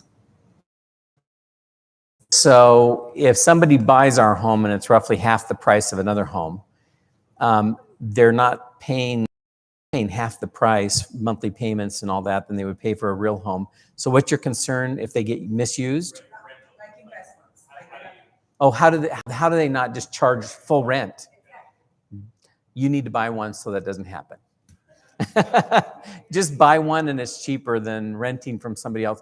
Because frankly, if you do sell it to somebody, somebody might say, well, this is nice enough I can charge $1,200 a month. And so now you're paying the same rent. So I think it really behooves everyone here to make sure you own.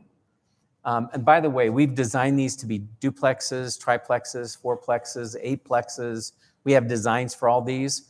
So we have a lot of young people that are buying their first home, and their parents are helping them make a down payment, but they're actually building a fourplex. And they move into one that's theirs, and then they care for the other 3 as rentals. And then they're building equity in a fourplex. and their mom and dad feel good about helping them get that first one started, because that's about the price of what it would cost to buy a starter home, in a subdivision. So we have great ideas for how to do this: duplex, triplex, fourplex, or just one in your parents' backyard where you can get away from living in the house. What if your parents want to live in your backyard? And that's the other idea. When you're my age, my wife and I are trying to get our 6 kids to let us put one in their backyards. So when we visit, we always have our bed and our bathroom. And then they can Airbnb it when we're not there and make money. I mean, isn't that a great deal? And we have a home in 6 different places: Boise, Idaho, St. George, Heber. Yes. Sean has plenty of room in his backyard. Are you selling these units as individual units, the one on Main Street? No, they are apartments. Okay. We started, going from apartments to condos is a whole nother mind-blowing experience because of ownership issues, common walls. So we're just taking a baby step and doing this as apartments, but we will tackle condo issues, and these will be condos eventually. Yeah. Cool. So Yes. love what you're doing. Thank you. And I love how you're taking essentially Tesla model, applying it to home building. We just did a remodel that took way too long, way too much, with all these individual people, when you could do something prepackaged. That's a great level of design. Okay. So we have an acre property. We've got plenty of room to put one, drop one in the backyard. Okay. Well, you could do a whole fourplex. I could. I'll probably just do one. Start Okay. small. I can always stack it later, right? Yep. You can. And it sounds like you've talked to your kids. You want to drop them in there. So if I want to drop it in there, do you already have the technology for the water, the sewer, whatever? Or do I need to not only put the cement down, but I got to get electrical and water to that site? Yeah, it's going to be cheaper for you to go ahead and trench and connect your property, the Yeah. one you have. But we do have a standalone unit you could get, but you do have to pay for these other elements The that are component. extra. Got it. And are those components ready now? The Aqua you can buy it off the shelf today. The solar is easy to do. The sewer system is just been approved by Arizona and Utah. The factory to build them is not quite there. Okay. But it's coming. Cool. We'll have it by the end of next year And for that sewer sure. system needs to be buried underneath the. No, you can do it as a standalone on the ground, on top of the ground, a little. Cool. I'm thinking of a 20-foot container that might be dropped there, that would have your inverters, your batteries, all that. It would also have your sewer system. It would also have, like the Starlink system has a base unit. Okay. You may So a not want package that in with your all of house. that bundled. Yeah, Sort of a- bundle it all in a module. Great. And Cool. it gets dropped, boom. Love it. Thanks. No need to dig any holes. You explain how these units that you're building, there's no maintenance. We've been- Yeah. we Okay, so the steel, we do galvanized steel walls that are 2x6s. So we have over R30 walls, ceilings, floors, everything. And that is so stout. And that material is 140-year material before it'll rust.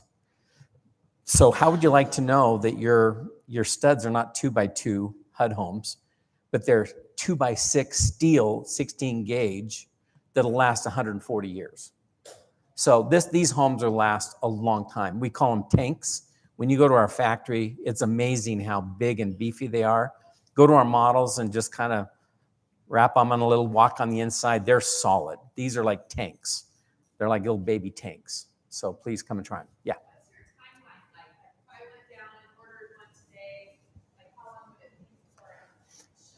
We're shipping 12 this month. We'll build 90 between now and the end of December for this tall structure. We've got a vineyard. We're doing 9 for in Tucson. There's another 40 to 60 units in the pipeline behind that on another apartment. I'm saying mid 2024, we could have a unit to you if you rapidly got out there and said, here's my reservation, I want one. And there may be 2 or 3 that, according to David, maybe we'll jump ahead in line. Yeah, we never know. Customers, we thought they had permits. They thought they had everything arranged, and they didn't. And so all of a sudden one pops up that's available now. I just bought to do some things, and I'll probably be picking up the fallout, as customers didn't do their homework. They said, I want one, and then they weren't really ready for it when they come out of the factory.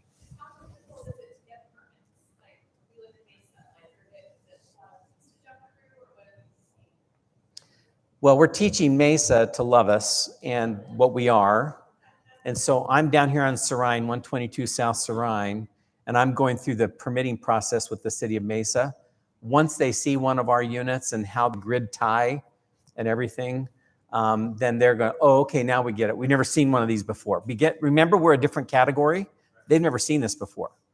And so we're actually possibly going to retain, Jen Daniels, Mayor Daniels from Gilbert. She's now running a consulting firm, and they represent the League of Cities and Towns. And we're actually exploring engaging them to go pre-qualify every city in Arizona so that they've seen it, they've seen the plans, all the complaining or kickback, all the kicking against the pricks that they're going to do happens. And then when a nice customer like you walks in the door and says, I want to put a Zenni home in my backyard, there's literally no pushback. So we're going through that process. But it's new. They're going to have to get comfortable with it. It's already way and above beyond code of anything that's in town. We're better than any home built in Mesa today. So we are not afraid of meeting standards. What is Phoenix's new Yes. regulation do for So Tucson passed last year or the year before an ADU ordinance. ADU means accessory dwelling unit, which is a little casita, granny flat in your backyard. Tucson approved that. And then Phoenix did it last week. So we could actually put 1.4 million new units in Phoenix in backyards. The rule is there enough room? Answer, yes. We all have too big of lots in Arizona. And so putting a Zenni home in the backyard, and now we're getting them to accept a Zenni home as a pre-approved ADU in Phoenix. And Gilbert has already passed an ADU ordinance that you can do this in Gilbert. Jen said she passed it in 2018. Might need some tweaking. Salt Lake has just passed it. So the big cities all over America are passing ADU ordinances which allow you to put casitas in your backyard. California allows you to put up to 4 units on one lot now by state statute. SB 9 passed in California, Governor Newsom, 4 homes on one lot if there's room, just to get densification and get more homes in the market. I have a question over here. So have you started talking to or trying to partner with, let's say, local nonprofits for housing to figure out how can we get people these homes that actually need them, as opposed to people buying them up and turning them into Airbnbs, which we know has contributed to, the rising cost of housing. So have you thought about that or working with people in those spheres? Yes, when I was in the Senate, I worked with Katie Hobbs. She was in the Senate as well, and we became very good friends. The Arizona Department of Housing is now headed by Joan Service, who's a good friend of hers, and both of them are all about affordable housing. So she put in the budget this year, she'll probably never get it again, $200 million for affordable housing in the state budget. So how that money is going to get spent, all the different affordable housing nonprofits in town are trying to figure that out, and I'm working with all of them.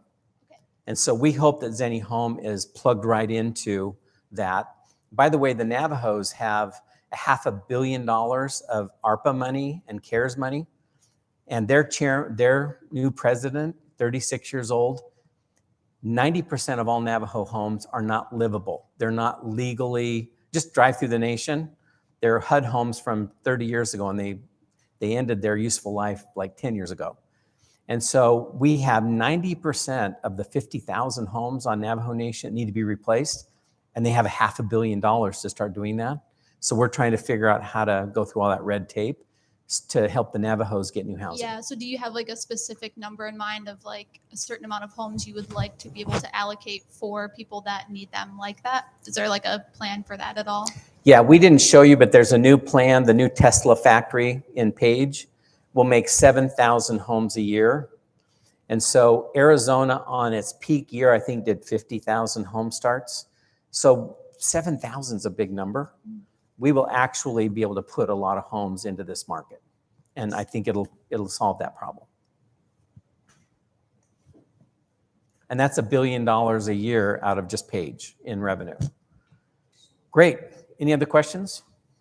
I spent all my time at 0 overtime. Overtime is 0. Did great. Thanks, guys.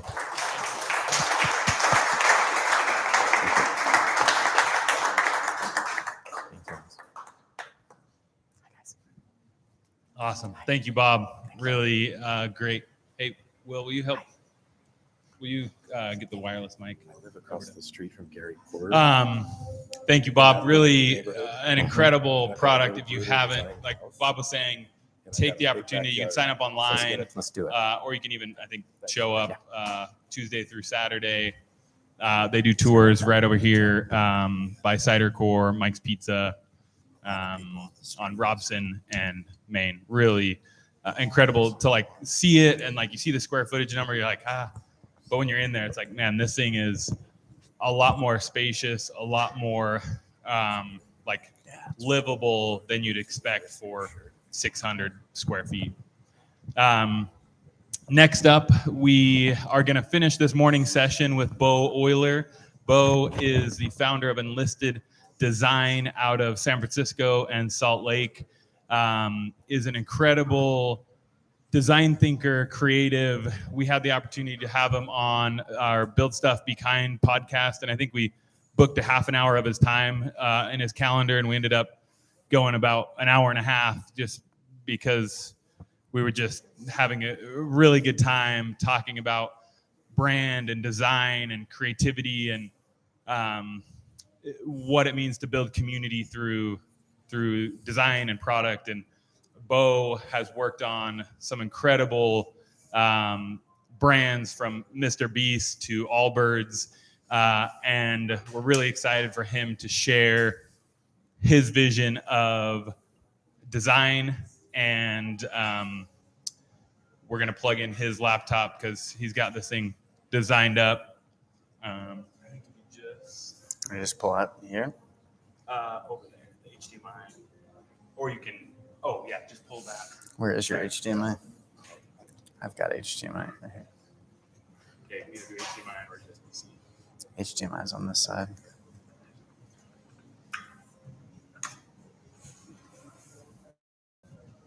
Make sure we get it. And then, Yeah, I'll just use mine. It's all set up. sorry. I just think of this.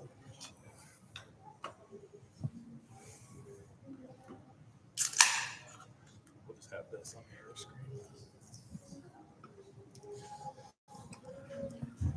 Once we get that set,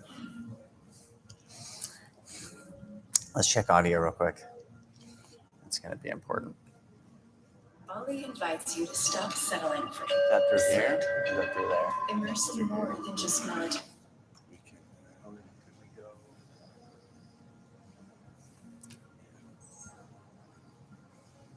okay, while we get the setup, let's take like 3 minutes. Everyone stand up. Introduce yourself to someone in the room you've never met before. Let's do a little networking power session. Let's take 3 to 5 minutes. Introduce yourself. We invite you to ask, how you can unlock something for them, provide value for them. So let's take a couple minutes to do that. Ollie invites you to stop settling for sleep. Immerse in more. Turn that down on your side because I don't think it's all, once it's plugged in, it has to be on. It has to be on the system side.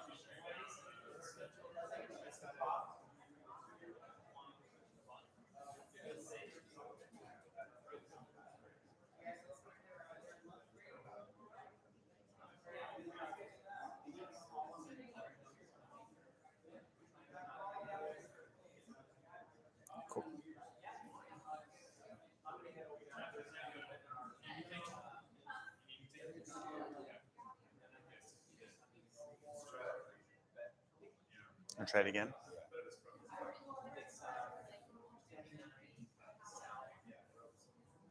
Ollie invites you to stop settling for sleep. Oh, you can hear it? Immerse in more Yeah, than just great. melatonin and feel your sleep-deprived goblin self float away.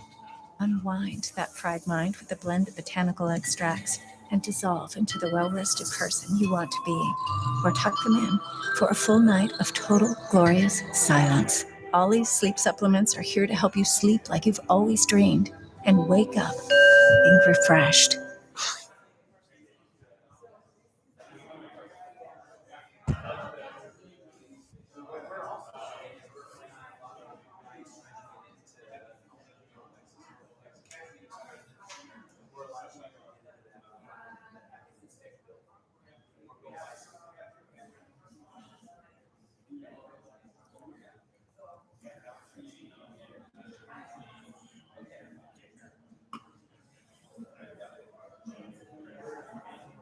Cool.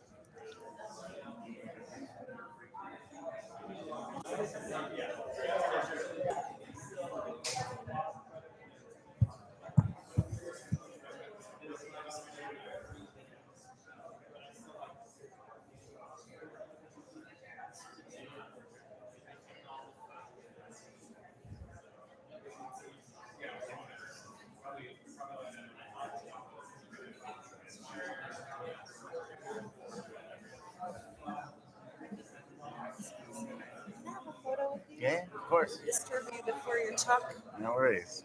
Where do you want to be? Right here. Right here? Okay, we're tall. We're good. Yeah.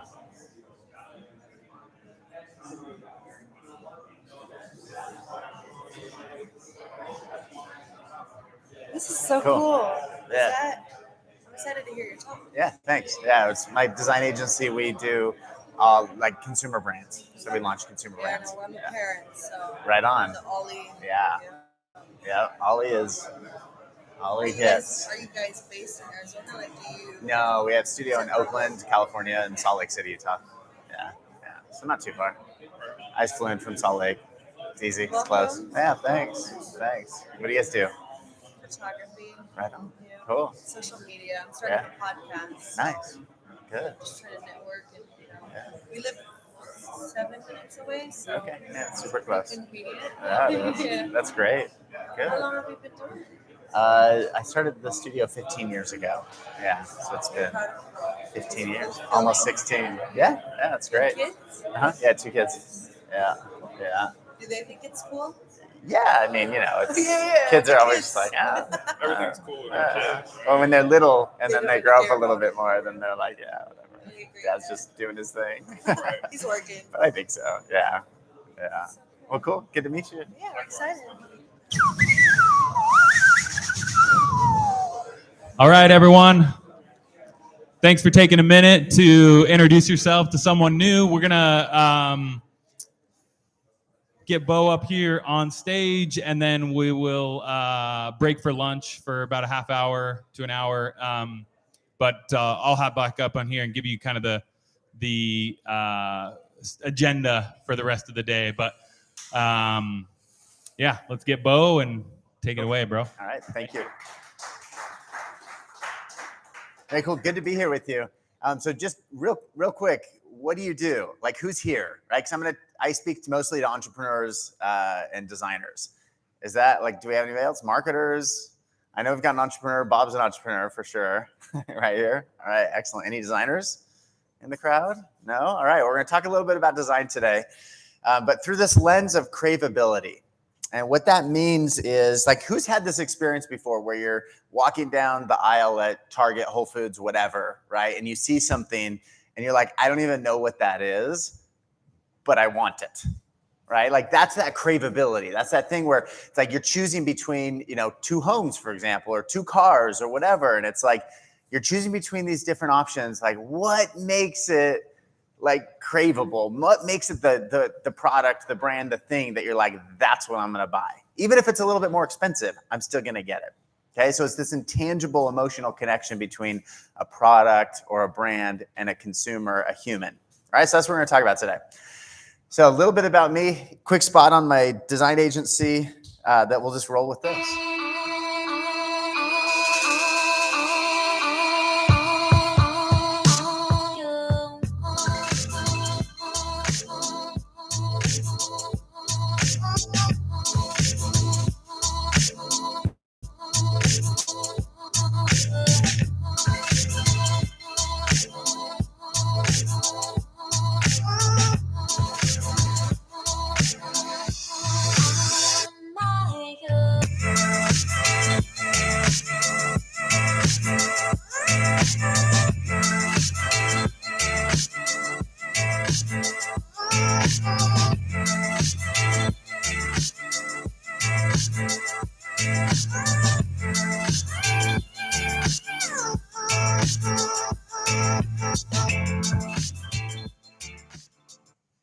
All right, cool. So Enlisted Design, I started 15 years ago.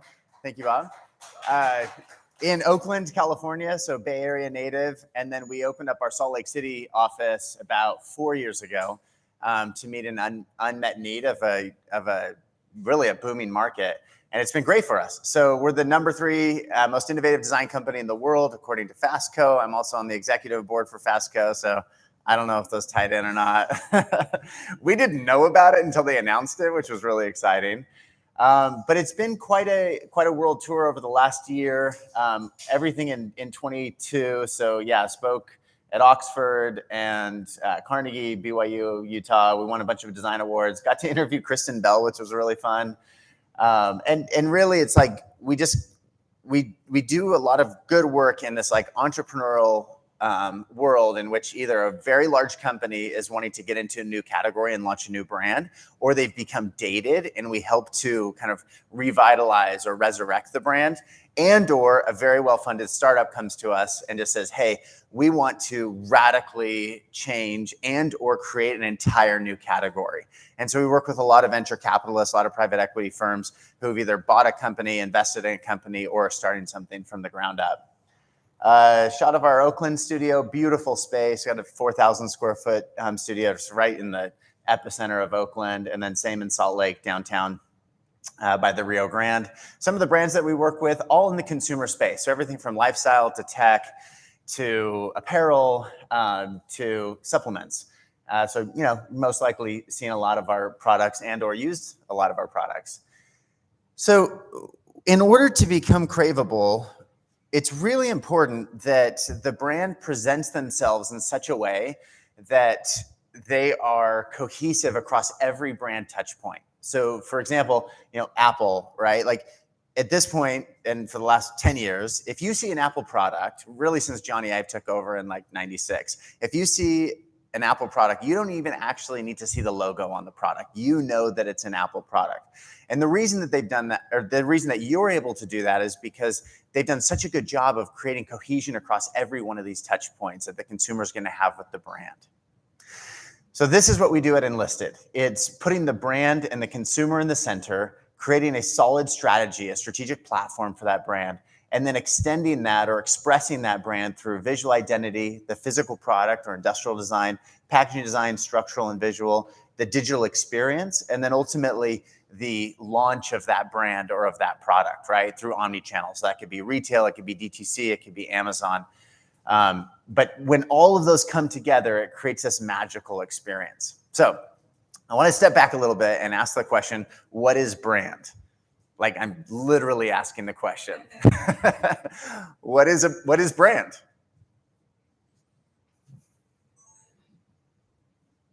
Yes.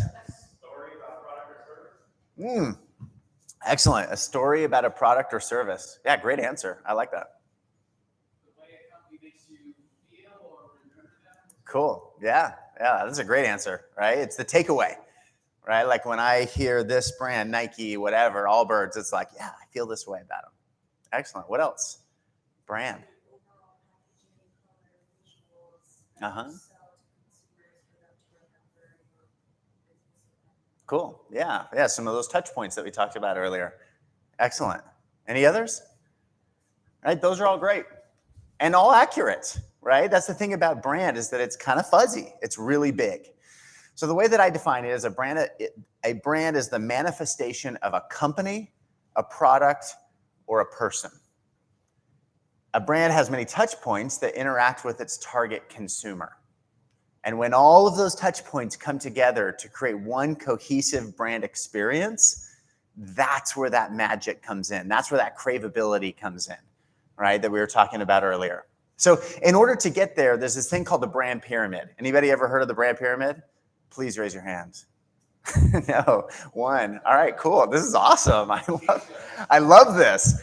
So when we are either creating a brand from the ground up and or rejuvenating, revitalizing, resurrecting a brand, we'll come in at the very foundation and say, okay, cool.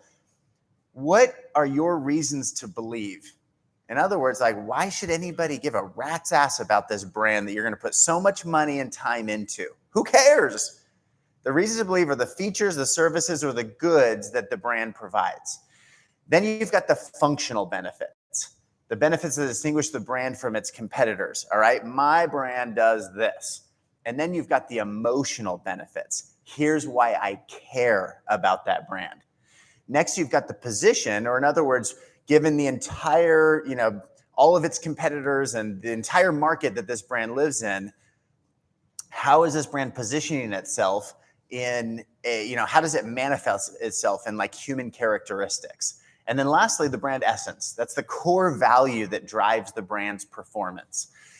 And so for the entrepreneurs in the room, especially when you're starting your company, like, of course you're going to have a service or you're going to have a product, you're meeting some unmet need, which is great. But when you start with the brand platform or the brand pyramid, this enables you to articulate internally why you are doing what you're doing. If that's a new thought to you, that's great. YouTube Simon Sinek why, okay? Because we all need to have our why for what we're doing. And the brand pyramid is what helps to articulate that why, to begin to express the manifestations of that brand. All right, so jumping over to the consumer. How do you create this emotion of desire, right? Like some of the products here on the right, these are products and brands that I respect. Bang & Olufsen, Glossier, Allbirds, like some of these brands that we work with. And the truth of the matter is, as a product designer, so I went to school for industrial design, which means product design in San Francisco, like 20 plus years ago. And I quickly learned that what I would be doing in life is creating landfill. And that became really sad to me. The reason that I wanted to go into product design was because I was always fascinated with cool products and the way that it makes me feel, the joy that it brings me. In fact, one time my mom, when I was young, she said something to the effect of like, Bo, you got to be careful because you're kind of like, you're too materialistic. And I fought that for many, many years. And then I got to the point where I just said to myself, you're right. To hell with that. I'm going to create the best materials out there because products do bring joy to people's lives. They can ease suffering. They can bring momentary happiness. They become a manifestation of who we are as a personal brand or as a person. And so what I decided to do is to lean into this idea of creating joy. In order to do that, I need to understand the person, right? Understand the human connection. In order to do that, we as Enlisted go through kind of this 7-step process of understanding our consumer. First, be curious. Number 2, assume nothing. Number 3, seek to understand what their needs are. And we do that by observing them. Most of the time, like live observing people. We love to shop with people. We love to, like there's this beauty brand called Aurea that we helped launch. And we did 29 in-bathroom consumer insight studies where we watched women get ready for the day, like do their routine. And we watched where they put their products and how they store them and what the issues are. And it's super insightful. So we observe, we empathize with them, we synthesize all of this data, and then we create an action plan forward. All right, so once we've understood the consumer and kind of what makes them tick or what causes them pain or what their hopes and aspirations are, then we can start to create a brand pyramid and then manifestations of that brand that are going to resonate with the consumer. All right, are you tracking so far? Any questions? Yeah. Which one? This one? Yeah, and feel free to take pictures. Everything I'm going to show today is like, please, like, not everybody can afford to work with us, so please just like take this and do it. All right, any other questions? I just want to know what's legal, what you were doing, watching when you're ready. They were the facial routines, so yes. And we had a full female team doing the insights work. All right, cool. Who wants to see what that looks like? All right, so here's where it gets really exciting. So when you do the work and you put the effort and the care and the empathy into understanding and knowing your consumer, now you're in a position to start creating things that they're gonna love, right? Like that bring joy, that bring excitement, that they're gonna then go and advocate for. So who's this dude? Anybody know? Or are we kind of too old in this crowd? That's Mr. Beast. Who's Mr. Beast?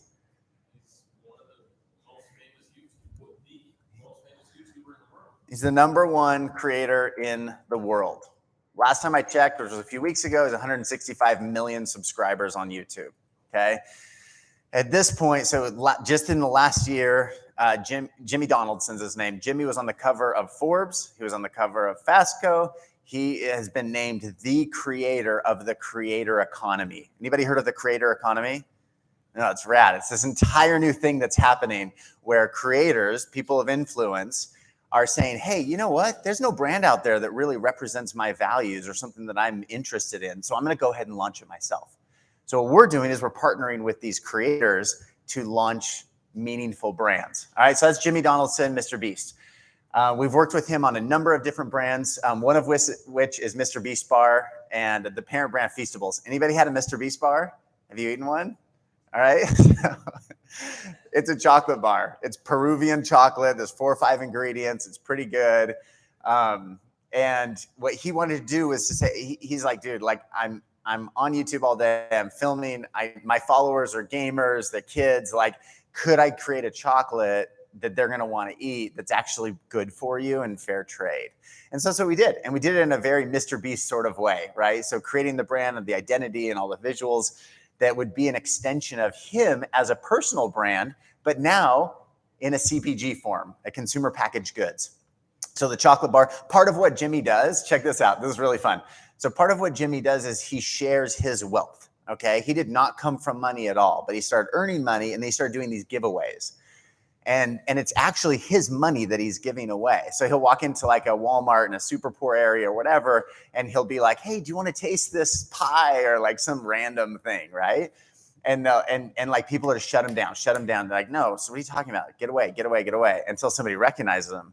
And they're like, you're Mr. Beast. Yeah. And he's like, all right, before you do that, pull this candle. And he pulls the candle and all of a sudden $10,000 start coming out of the pie that he just gives to the people.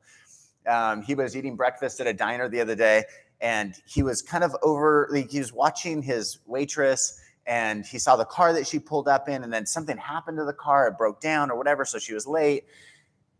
And he just gave her his Tesla. It's like, here, it seems like you need this. Like, just take my car. So his thing is giving. So what we did in the chocolate bar itself is, yes, you're going to want to devour the majority of the bar, but we created a separate piece here that snaps off that like encourages the consumer to be like Jimmy and to share. These are some of the concepts that we went through. It was the first time our industrial design team ever designed a chocolate bar, so that was kind of fun. And ultimately the concept that he chose, at one point he wanted his face on the front of the packaging, and we're like, dude, we've designed actually a lot of chocolate bars, like nobody wants to eat your face. Let's just focus on the chocolate. So that's what we did. We focused on the chocolate. It launched about almost 2 years ago. It's nationwide in Walmart, 7-Eleven, Kroger, you name it. We've now extended the brand out into other products. And within a couple of years, they'll do a couple $100 million in revenue off of this little startup because of the power behind Mr. Beast and creating the Feastables and the branding and doing it right, laying that foundation. Also tackled the burger industry, so using ghost kitchens, shut down restaurants during COVID.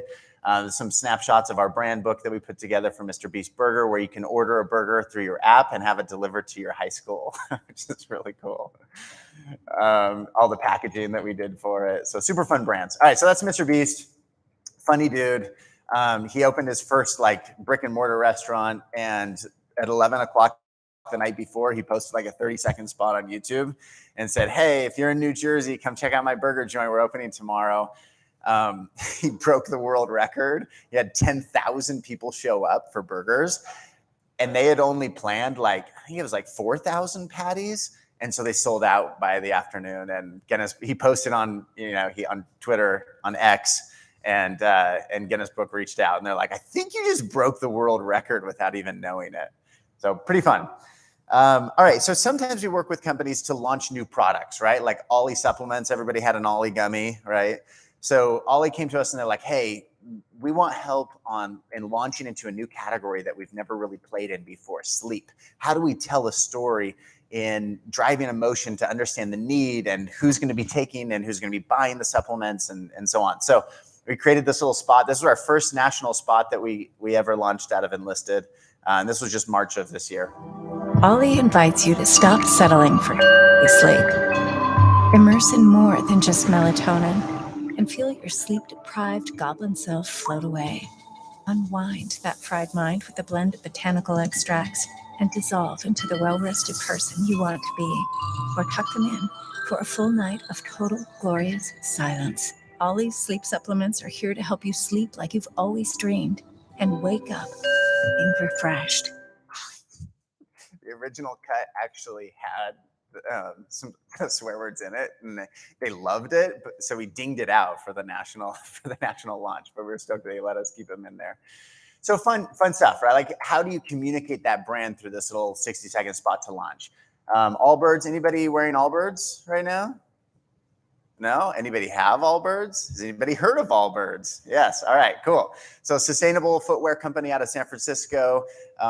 They've had just an amazing run over the last few years. They approached us and asked to create packaging that would represent their brand. And okay, that's cool. You're the most sustainable footwear company in the world. Let's create the most sustainable packaging in the world. So that's what we did. So our industrial design team and our visual design team came together. We found a manufacturer that we had worked with a tech company who we knew could create packaging out of sugar. And sugar, or sugar cane, or bagasse, was one of the ingredients, the materials that they would make their shoes out of. And so that's what we did. And the cool part about that is that what happens when sugar hits water? It dissolves. Yeah, so this packaging container can be shipped to the home, direct to consumer, and within 90 days, it's compostable in a non-industrial compostable facility. So there are only 3 of these left in the world that we know of, which I think is pretty cool. So when you think about the landfill idea, or the landfill, dilemma, it's how can we create products and experiences using materials that are going to actually be a blessing to the earth rather than detrimental? And it just took the design world by storm. So, I mean, literally every design publication and competition you could ask. But the coolest part wasn't all of the all of the design awards. It was Kerry Washington got hers and posted on her personal Instagram account. And of course, Allbirds wanted her to talk about how cool the shoes were, but she went on and on about the packaging, which we were really excited about.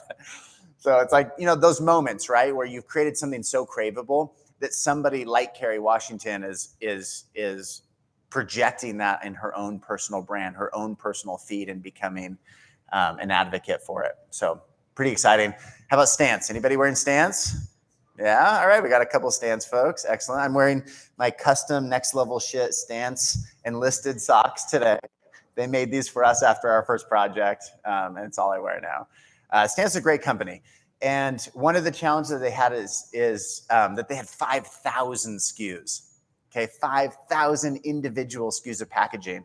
And their packaging, because they were growing so fast, instead of creating a packaging system that would enable them to use less plastic, less paper, less ink, they just did unique SKUs for every single, like unique packaging SKUs for every one of their socks. So it got up to like 5,000. So we helped them to do what's called a SKU rationalization and then create a packaging system across all of their socks to get it down to about 2,000 unique SKUs of packaging. And then we redid it, which is going to launch next year, that got it down to like in the hundreds. So way, way less paper, way less plastic, all recycled paper, all soy-based and vegetable-based inks. And then we created a tiering system strategy that was like a good, better, best. So when you walked in, you could shop a little bit easier. Did that across all their underwear, apparel, everything else, some shots of our team doing that good work. So super fun to work with Stan. It's been like a 7-year engagement. All right, how about this? This is an exciting one for me. Anybody have Control4 in your house? Or have you ever heard of Control4? Right, it's a home automation company that's stuck in 1993. And they approached us a number of years ago and said, hey, it's actually one of their product managers who had come from Apple. And she came to Control4 and she said, hey, Control4, you're kind of stuck in 1993. And I was like, that's my line. And they were, and they listened. And so they brought us on to partner to create what we call a visual design language, right? A system in which you redesign their entire product portfolio so that every single consumer touch point, so every single product builds the brand and looks like it belongs to Control4. So I'll show you some of that. This was our first project with them, was to reimagine the remote from the ground up.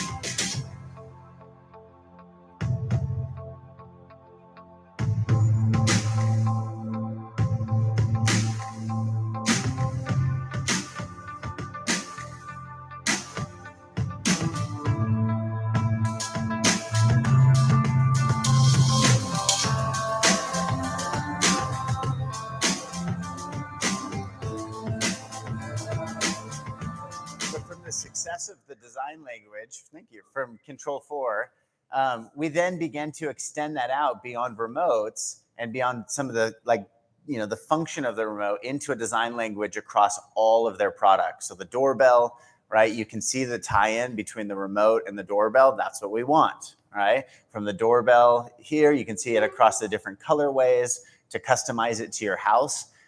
These are very, very high-end products.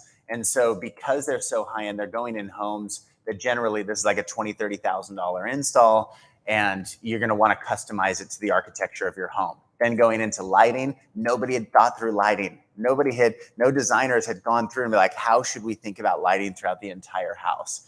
And so we created a modular system that can be customized per room and per need for all of the displays, all of the light switches, and so on. And we're continuing to just tackle the home with Control4 one by one, right? All of the different products that they have going through and creating this cohesive language across the whole thing. All right, so that's the Control4 example. This is a fun example to me. Loved seeing the work that was happening with the Zen homes, right? Is that what? Zenny homes, because these the home category is just antiquated. Like it just is. And so there's a company out of LA called Semi Handmade, which does, you basically buy IKEA cabinets and then you buy their fronts, which are super premium fronts. And I thought we need to create the first direct-to-consumer cabinet company of well-designed cabinets. And so we partner with them to design out and create the brand Boxy. Right, so the consumer picks exactly what their cabinets are, what their fronts are, the color, material, finish, and then they're shipped to the consumer in boxes that you take the cover off and just.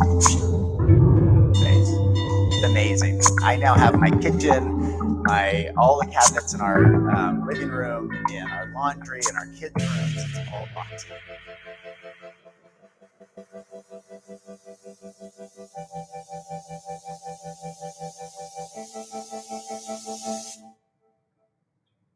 All right, a couple more I want to share with you because I love going into what I call unloved categories, right? So you think about like the security camera category. It was all these like kind of daunting, intimidating cameras that like that weird dude in your neighborhood has put outside of his house, right? Like, and the camera, the engineering of the camera itself is just like, stay the hell away from my house. Well, we thought, well, gosh, like this tech company out of San Francisco, San Jose, Netgear came to us, and we were doing a bunch of work with Netgear. And they said, you know, we think that there's an opportunity to bring the camera in the house and to be able to monitor, but like, does the consumer want that? And so we began working with consumers to understand what they wanted. Yes, they wanted the monitoring and the security in the home, but they didn't want this intimidation factor. And so we created a camera that was friendly and that was approachable and that you wouldn't mind having up on your wall. And then we created technology in which we didn't have cables and wires all over the wall. And so it was just battery powered and magnetic so that you could stick it where you want.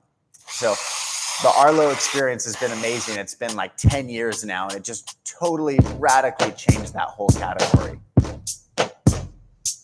So some shots behind the scene of us designing Arlo.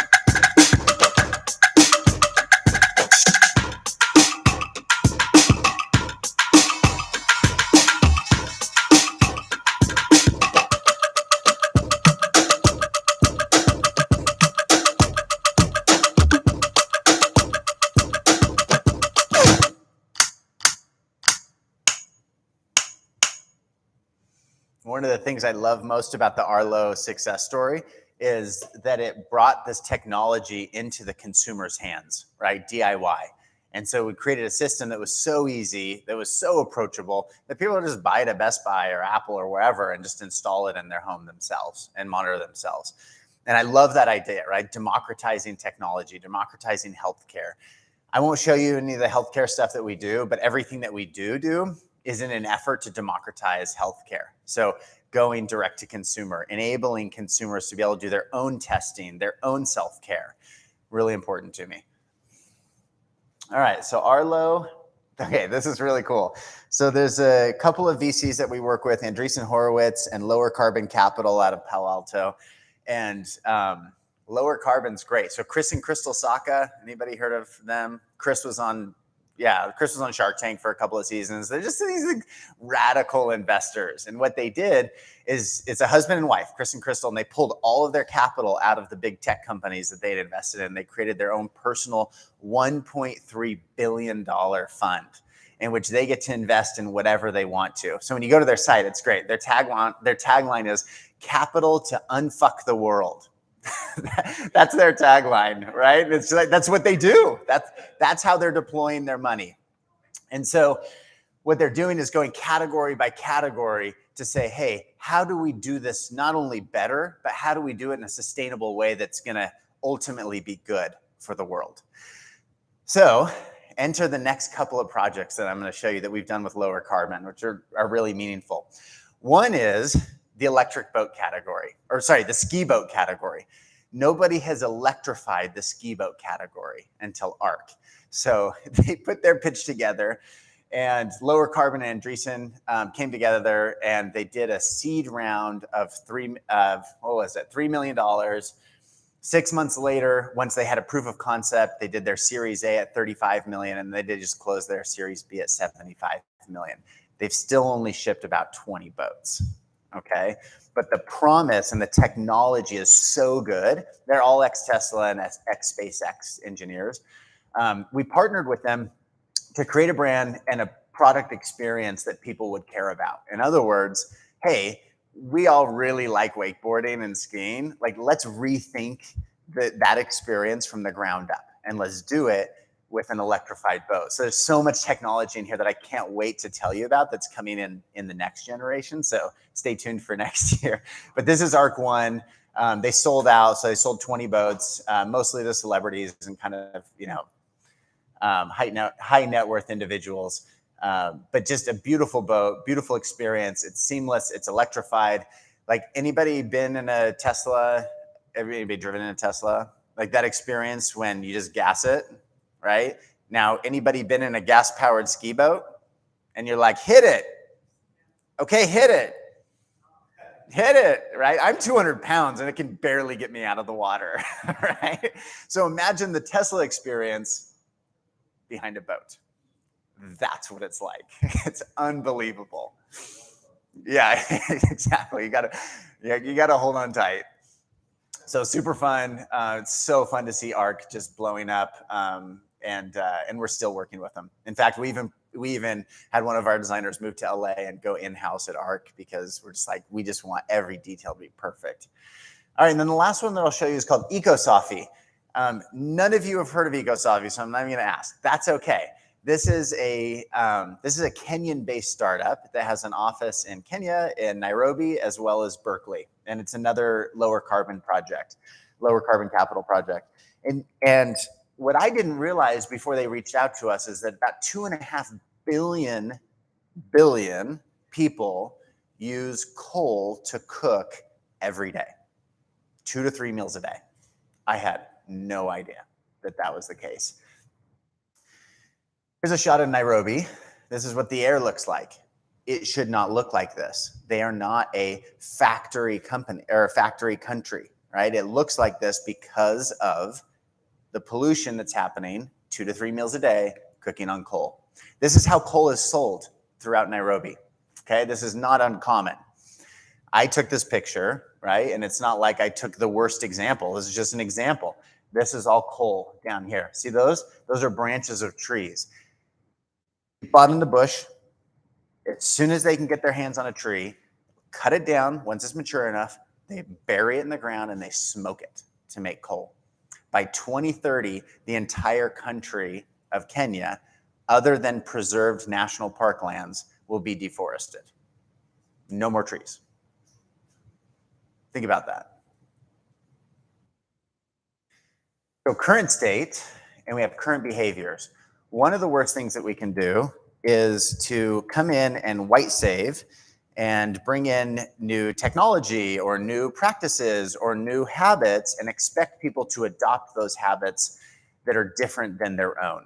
So being very careful of that, what we did as a research team is we went to Nairobi and we spent a week, not a lot of time, but enough time to actually spend time with people to understand what their habits were, how they shopped, why they shopped the way that they did, how they cooked, so that we weren't coming in to change any habits, but rather to change the materials in which they were doing the same processes every day. Does that make sense? Okay, because generally speaking, when a startup comes into a developing country, developing nation, it says, hey, you're doing it wrong, do it this way. As soon as that funding is out, it fails. That's their roadmap because they're trying to change culture. So instead of changing culture, we adopted it.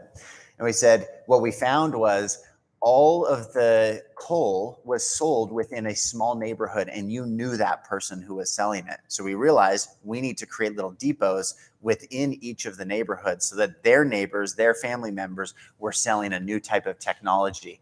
And then we introduced them to this. See these? Anybody know what a Traeger is? That's a cold pressed wood pellet made of waste. That's trash wood, waste product that we put through an extruder and created a super, super dense wood pellet with. Then the wood pellet goes inside, this is the prototype of the stove, goes inside the stove and gasifies the pellet to create heat without flame. Because one of the biggest issues that we saw there was fires, and fires, you know, their stove tipping over and burning down their little hut. There was one woman who was cooking for us, and she was on the ground, we were all on the ground, and she was cooking, you could see on her chest, she had these like severe burns. And so I asked her about it, and she opened her blouse, and sure enough, just, I mean, horrible burns. And she's like, well, this is just expected. Like, this is what happens because of cooking. So how do we solve that?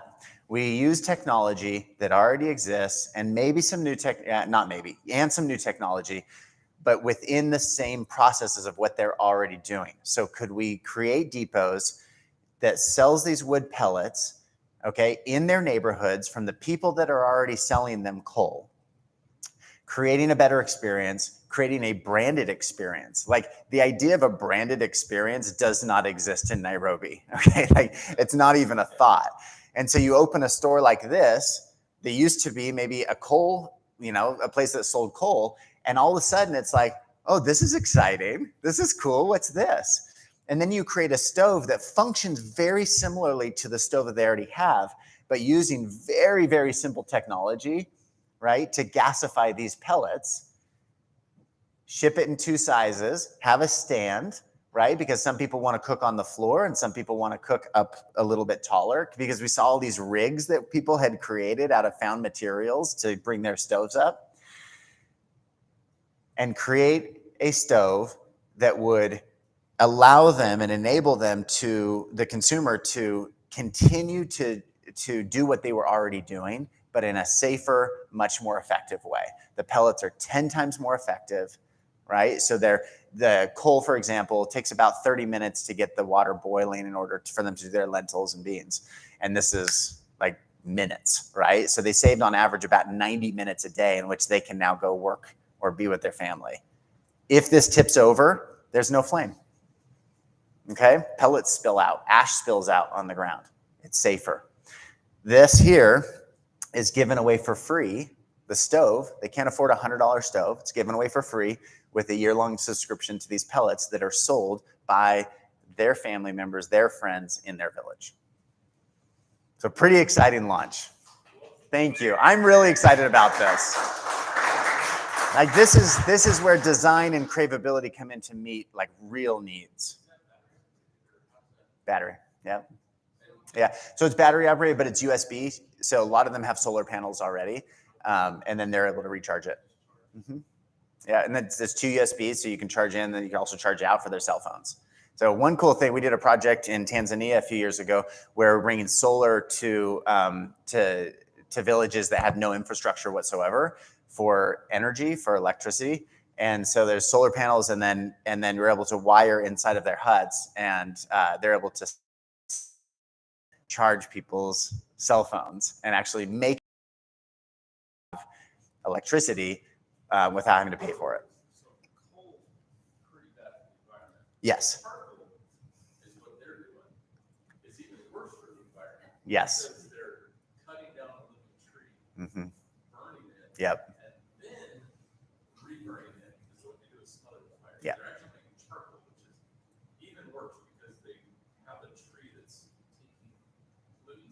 Yeah.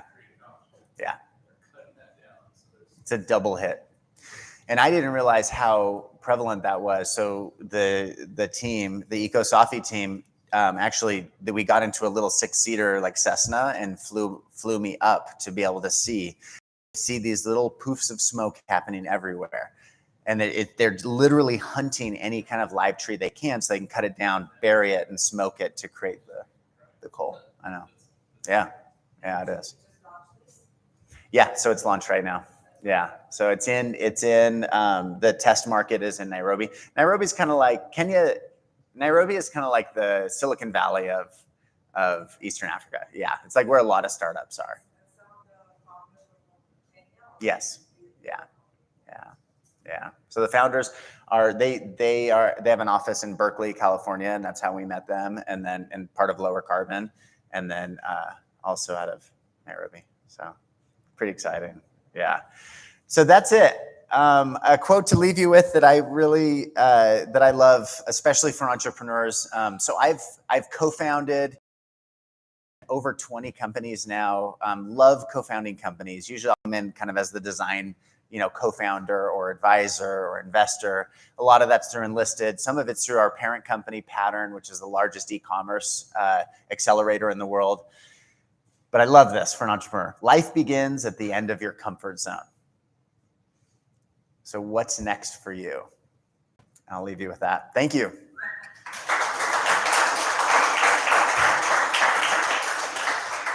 I got a little bit more time. Got 10 minutes to hang out, and then I got to go catch a flight. Yeah. Q&A. Got some questions for Bo. We want to try to keep it on the mic. We do have a pretty great audience on the live stream, so if you have a question. Yeah, great. All right, super impressive work. Like, I love it. Bo, we've got to talk. I love it. But some of this stuff is done through a lot of VC venture capital backed. Yeah. You can do it all out, awesome design. But then you've got other projects where maybe your team or whomever owns Enlisted or the parent company, you're going to kind of have to invest. Yeah. Right. Yep, in them. for sure. You're not going to take that big fee, Yeah. but you're going to change the world with the Yeah. product. How do you guys determine in your portfolio of clients when you do that and when you don't do that? Yeah, we're generally able to take on 1 to 2 investment companies a year. And it just depends. Right? It depends on the opportunity. And then sometimes also I'll personally invest in the company. So Nice. like EcoSofi, for example, they came and they're like, they're a startup, but they were venture backed, right? But not a lot of capital. I mean, it was very much startup. Now they've raised another round and are a little bit more healthy, have a longer runway. But I don't remember exact numbers, but let's say it was 500K, and we're like, okay, they can budget 400K. Cool, let's take that 100 and we'll invest that in. So we'll still do the full $500,000 worth of services, Right. but we're only gonna charge you 400K, and then we take that 100K as a seed investment. So we essentially multiply that at a 2x multiple. Love that. Yeah. So Cool. then we're part owners of it. Yeah. Thanks. Yeah. Great So, work. Like of the ones I gave examples of today, like I'm an investor in, or Enlisted as an investor in EcoSofi, Arc Boats. Trying to think what else was up there that we're investors in. I don't know. Like I said, about 20, 25 companies. Yeah. So when you say that with that 100K and you do it, you donate it essentially, right? You take it off the fee. Yeah. But you said you 2x it, so that means you have 200K in value in the Correct. investment. Yeah, because we're still doing the full scope Right. of work. Right. Yeah. Now you're invested, you're doing great work. Yeah. You're probably going to over deliver above that 500K. Always. Right. Yeah. Always. Got it. Awesome. Yeah, it always becomes just a bloodbath on the P&L, but it's worth it. Yeah. Have you thought about maybe increasing the price? Have you thought about increasing the price to your pellets by pennies and just making a tree planting give back to? Have you done In the that? works. Does it? In the works. Awesome. Yeah, which is great. Yeah. Because it needs to be a closed loop ultimately. Yeah. Right now though, we're all getting everything from waste, which is great. I mean, it's just waste product. So it's just going to get tossed.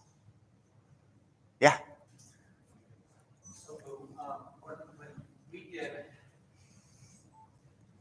We did a rebranding with the San Francisco firm for Sky Mall about 3 or 4 years into it. This looks like it's way more than a rebranding. So is a typical assignment for a startup in the neighborhood of 500,000? Totally depends. Like 100% depends on kind of 3 factors. Number 1, do I want to do it? Like, do I believe in this startup, right? Are they going to change the world in some way? Number 2, what is their funding situation? And really, number 3, can we fit them in? Like the pipeline is really full. So it's kind of like, they may be able to afford 100K, but it's something I really want to do. And so we're able to do it over a longer period of time where we can fit it in the cracks. The challenge becomes just our filter. So like if we do a 300K project that has the same scope as a 100K project, we end up just doing it as a 300K project for 100K, right? Because like the same amount of effort needs to go into it. People will come back and they'll say, well, can we cut corners here? And it's like, not really. Like, sure, but like you're going to get a shitty product and we don't do that. So, there's lots of other agencies out there who will do other, but we're usually not interested in that. It's like some of the work that you did, like is it Aura or Ori, right? So the Fuse project did that, right? They paid $1 million for that work, but it's done so well that now they can take it and sell it to you and to others, right? And grow the brand. So it's like when you do it right, it generally pays off. Who's Bumblebee? Bumblebee does what Ori does out of Boston. Oh, cool. They do it out of San Francisco. They're Google guys. Oh, fantastic. And they're doing a different look, but it's robotic furniture and it's Good. very well done. They've got a firm like you somewhere. Cool. Ah, that's great. I love to hear it. And the water one too, I'm interested in learning more about too. You said they're San Francisco based. Yeah. Startup in San Francisco. Very cool. Yeah. And that's usually how it's like. Usually a company will start up, they'll have kind of a proof of concept or an MVP, right? And then they'll launch that, they'll get some funding, they'll learn a lot, and then they'll come to us for either when they're at their Series A or Series B, or ready to go from like a local market to a national market to an international market. And your Salt Lake office is very close to where our office is. Oh, is are it? you on Third West? Yeah, we're on Pierpont. Yeah. Where the raised walkway is on Yeah. Pierpont. That's us. Yep. Yeah. Yep. Okay. And how much do you do out of Salt Lake versus San Francisco? We got about 15 people in Salt Lake versus 35 people in San Francisco or in Oakland. Can you do the same quality of work out of Salt Lake? Oh yeah. So it's all one team. Great. Yeah, it's all one team. We actually, because we opened up for almost 5 years ago, the Salt Lake team, my goal was to not have two offices, right? And we actually have little offices everywhere, but it bothers me when design agencies are like, well, our New York office. I'm like, dude, that's one dude and you know it. So yes, we do have but it is one dude. So I'm not claiming it. No, but we all opened the Salt Lake office pre-pandemic. We learned how to work across both offices as one cohesive team. And then when the pandemic hit, we were already able to work remote. Other than our industrial design team, which was really tricky, we have about 12 industrial designers. Because they're physical objects, we need the 3D printers, the CNCs, the tools that like you go in. So we actually, one of our clients, which was a hearing aid client, got us whatever it was, from the government so that we could stay open and continue to work in the studio. Cool. Yes. Thank you so much for this awesome presentation. I feel like we're all kind of blending together. Yeah, it's so kind true. of connected design thinking, Tesla technology. You talked a bit about the design thinking of like consumer insights. Can you tell me a little bit about what's the background of the people who are doing that research? Yeah, so we have one person has her MBA in design research, so it's an MBA, but with a design research focus. We also have our VP of strategy. She started as a designer, but got kind of fixated and interested in the consumer and then how that's expressed through design. And then actually left one of the larger design agencies in San Francisco, started her own company as a consumer brand, grew that, sold it, and then took a little bit of time and then came back into the industry. So she leads all of our insights work because she's done it as a designer, as a strategist, and as an entrepreneur. So super unique blend of people. And then we have two other strategists who have just their whole career is strategy. Yeah, but they have design strategy programs now that you can go to. That's what Joe Wrote, one of our strategists, has. Cool. And others are like anthropology or like more traditional routes to insights work. Cool. Thanks so much for having me. I appreciate it.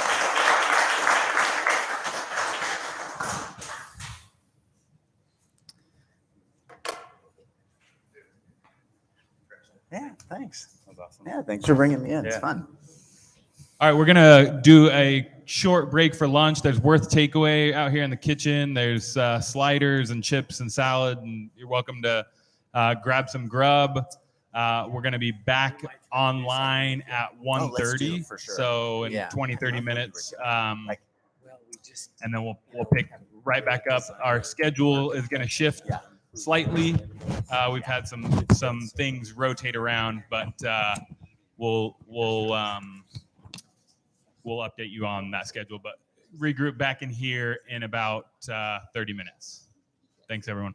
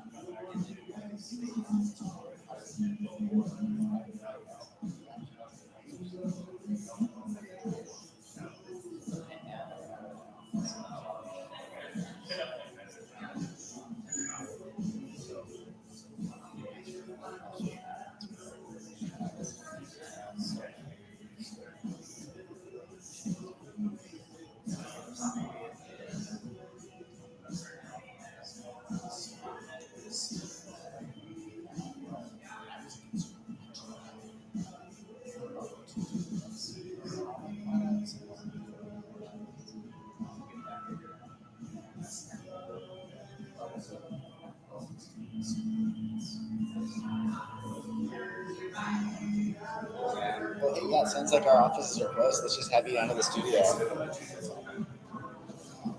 Majority of my time. So I sold and listed to patterns of behavior, which were not bad. I'm there Monday, Tuesday. Wednesday I fly to Philadelphia. The rest of the week, yeah, let's do it. I've got your. Is it your cell? I'll just text you. Yeah, I'll just text you. Let me double check. Yeah, Tuesday's pretty light actually. Like end of the day. Let's do that. Right. Awesome. I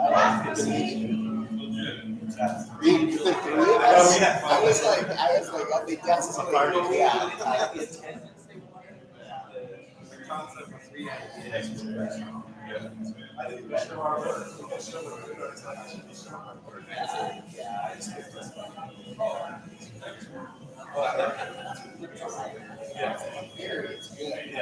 Describe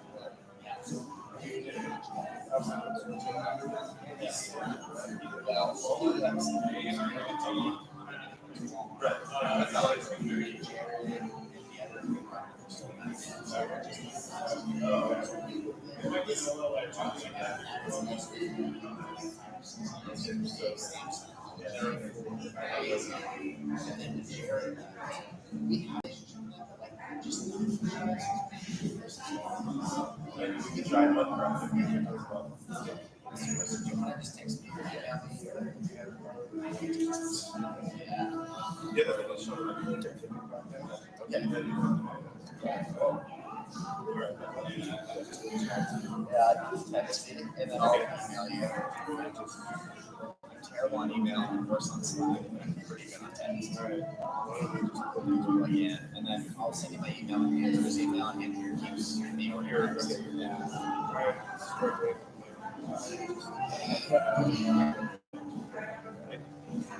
Yeah, it's cool because my daughter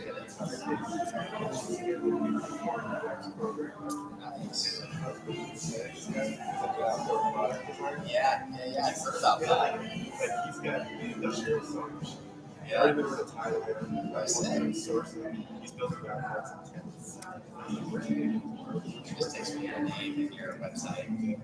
That's great. Yeah, I heard about that outdoor program. That's really cool. Like they just keep placing guys in like Spokane, Patagonia, just like what's that for terrorists? They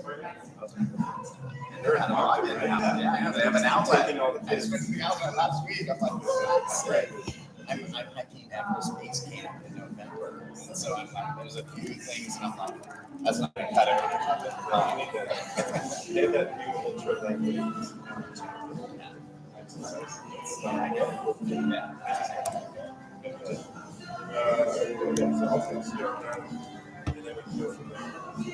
Perfect. And you're here in Mesa? Yeah, well, I have an office in Tempe, but we're close. one of my best designers, Lindsay UTSU, back in the day in the industrial design program. Yeah, yeah. Right. It's not such a fascinating story, but I'm always for industrial design. It's easy to get other things to get other products. That's true. They need to. They need to. Yeah, he's the designer who did the arc code. That look, okay. Where he led that up. It's a model of that. Yeah, sexy. Yeah.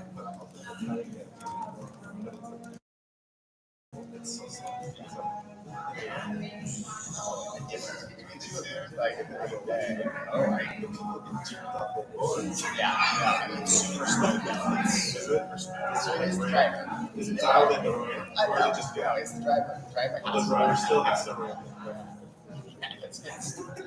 It's 100% torque. I mean, it's fantastic. Oh man. Yeah. Thank you. Likewise.